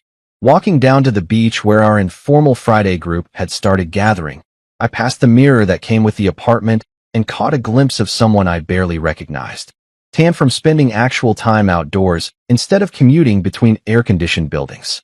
Relaxed in a way that went deeper than just the absence of stress. Happy, which was such a foreign concept that it had taken me weeks to identify the emotion correctly. The beach was already occupied by the usual suspects. Chemo with his cooler of beer and infinite supply of stories about construction mishaps. Tommy cleaning fish with the kind of expertise that comes from 40 years of knowing exactly how sharp your knife needs to be. Elena arranging food on a folding table like she was setting up for a photo shoot. And Lonnie emerging from her shop with a bag of ice and a grin that suggested she'd just closed a deal with some tourists who thought they were going to become professional surfers after one lesson. Mainland guy, Chemo called out, using the nickname that had somehow evolved from identifying description to term of endearment. Perfect timing. Tommy just finished telling us about the time he accidentally caught a monk seal and had to explain to the Coast Guard why he was hugging a federally protected species. This was my life now. Friday evening fish and beer with people who'd become family not through marriage or blood or social obligation, but through the simple process of choosing to show up for each other week after week. No dress code, no hidden agendas, no complex dynamics that required a decoder ring and a sociology degree to navigate. Just people who liked each other, sharing food and stories while the sun painted the sky in colors that never got old, no matter how many times you watched the show. I grabbed a beer from Chemo's cooler and settled into the sand, feeling the warmth that lingered from the day's sunshine and listening to Elena describe her latest jewelry project, while Tommy argued with Lonnie about the best bait for certain types of fish and Chemo planned his next home improvement disaster. Somewhere on the mainland, my former in-laws were probably still discussing my disappearance, still trying to figure out how to spin my departure into a story that made them look like the victims. Marissa had probably moved on, found someone more suitable to the family standards, someone who understood the importance of proper behavior at social gatherings and never confused self-respect with selfishness. And for the first time since I'd known any of them, I genuinely hoped they were happy. Not because I missed them or wanted to reconcile, but because their happiness was no longer connected to mine. They could live their lives according to their values, and I could live mine according to mine, and neither of us had to apologize for the incompatibility. The sun touched the horizon, turning the ocean into a mirror that reflected possibilities I was still discovering. Tomorrow I'd finish the coffee website, start planning a new project for a local artist, maybe take Lonnie up on her offer to teach me how to surf without embarrassing myself in front of the tourists. But tonight, I was exactly where I belonged, with people who liked me exactly as I was, in a place that felt like home in ways I'd never experienced before. The spaghetti incident seemed like something that had happened to someone else in another lifetime. Not because I'd forgotten it, but because it had become the beginning of something better instead of the end of something that had never really worked anyway. Hawaii wasn't just the place I'd escaped to. It was the place I'd finally remembered who I was supposed to be all along.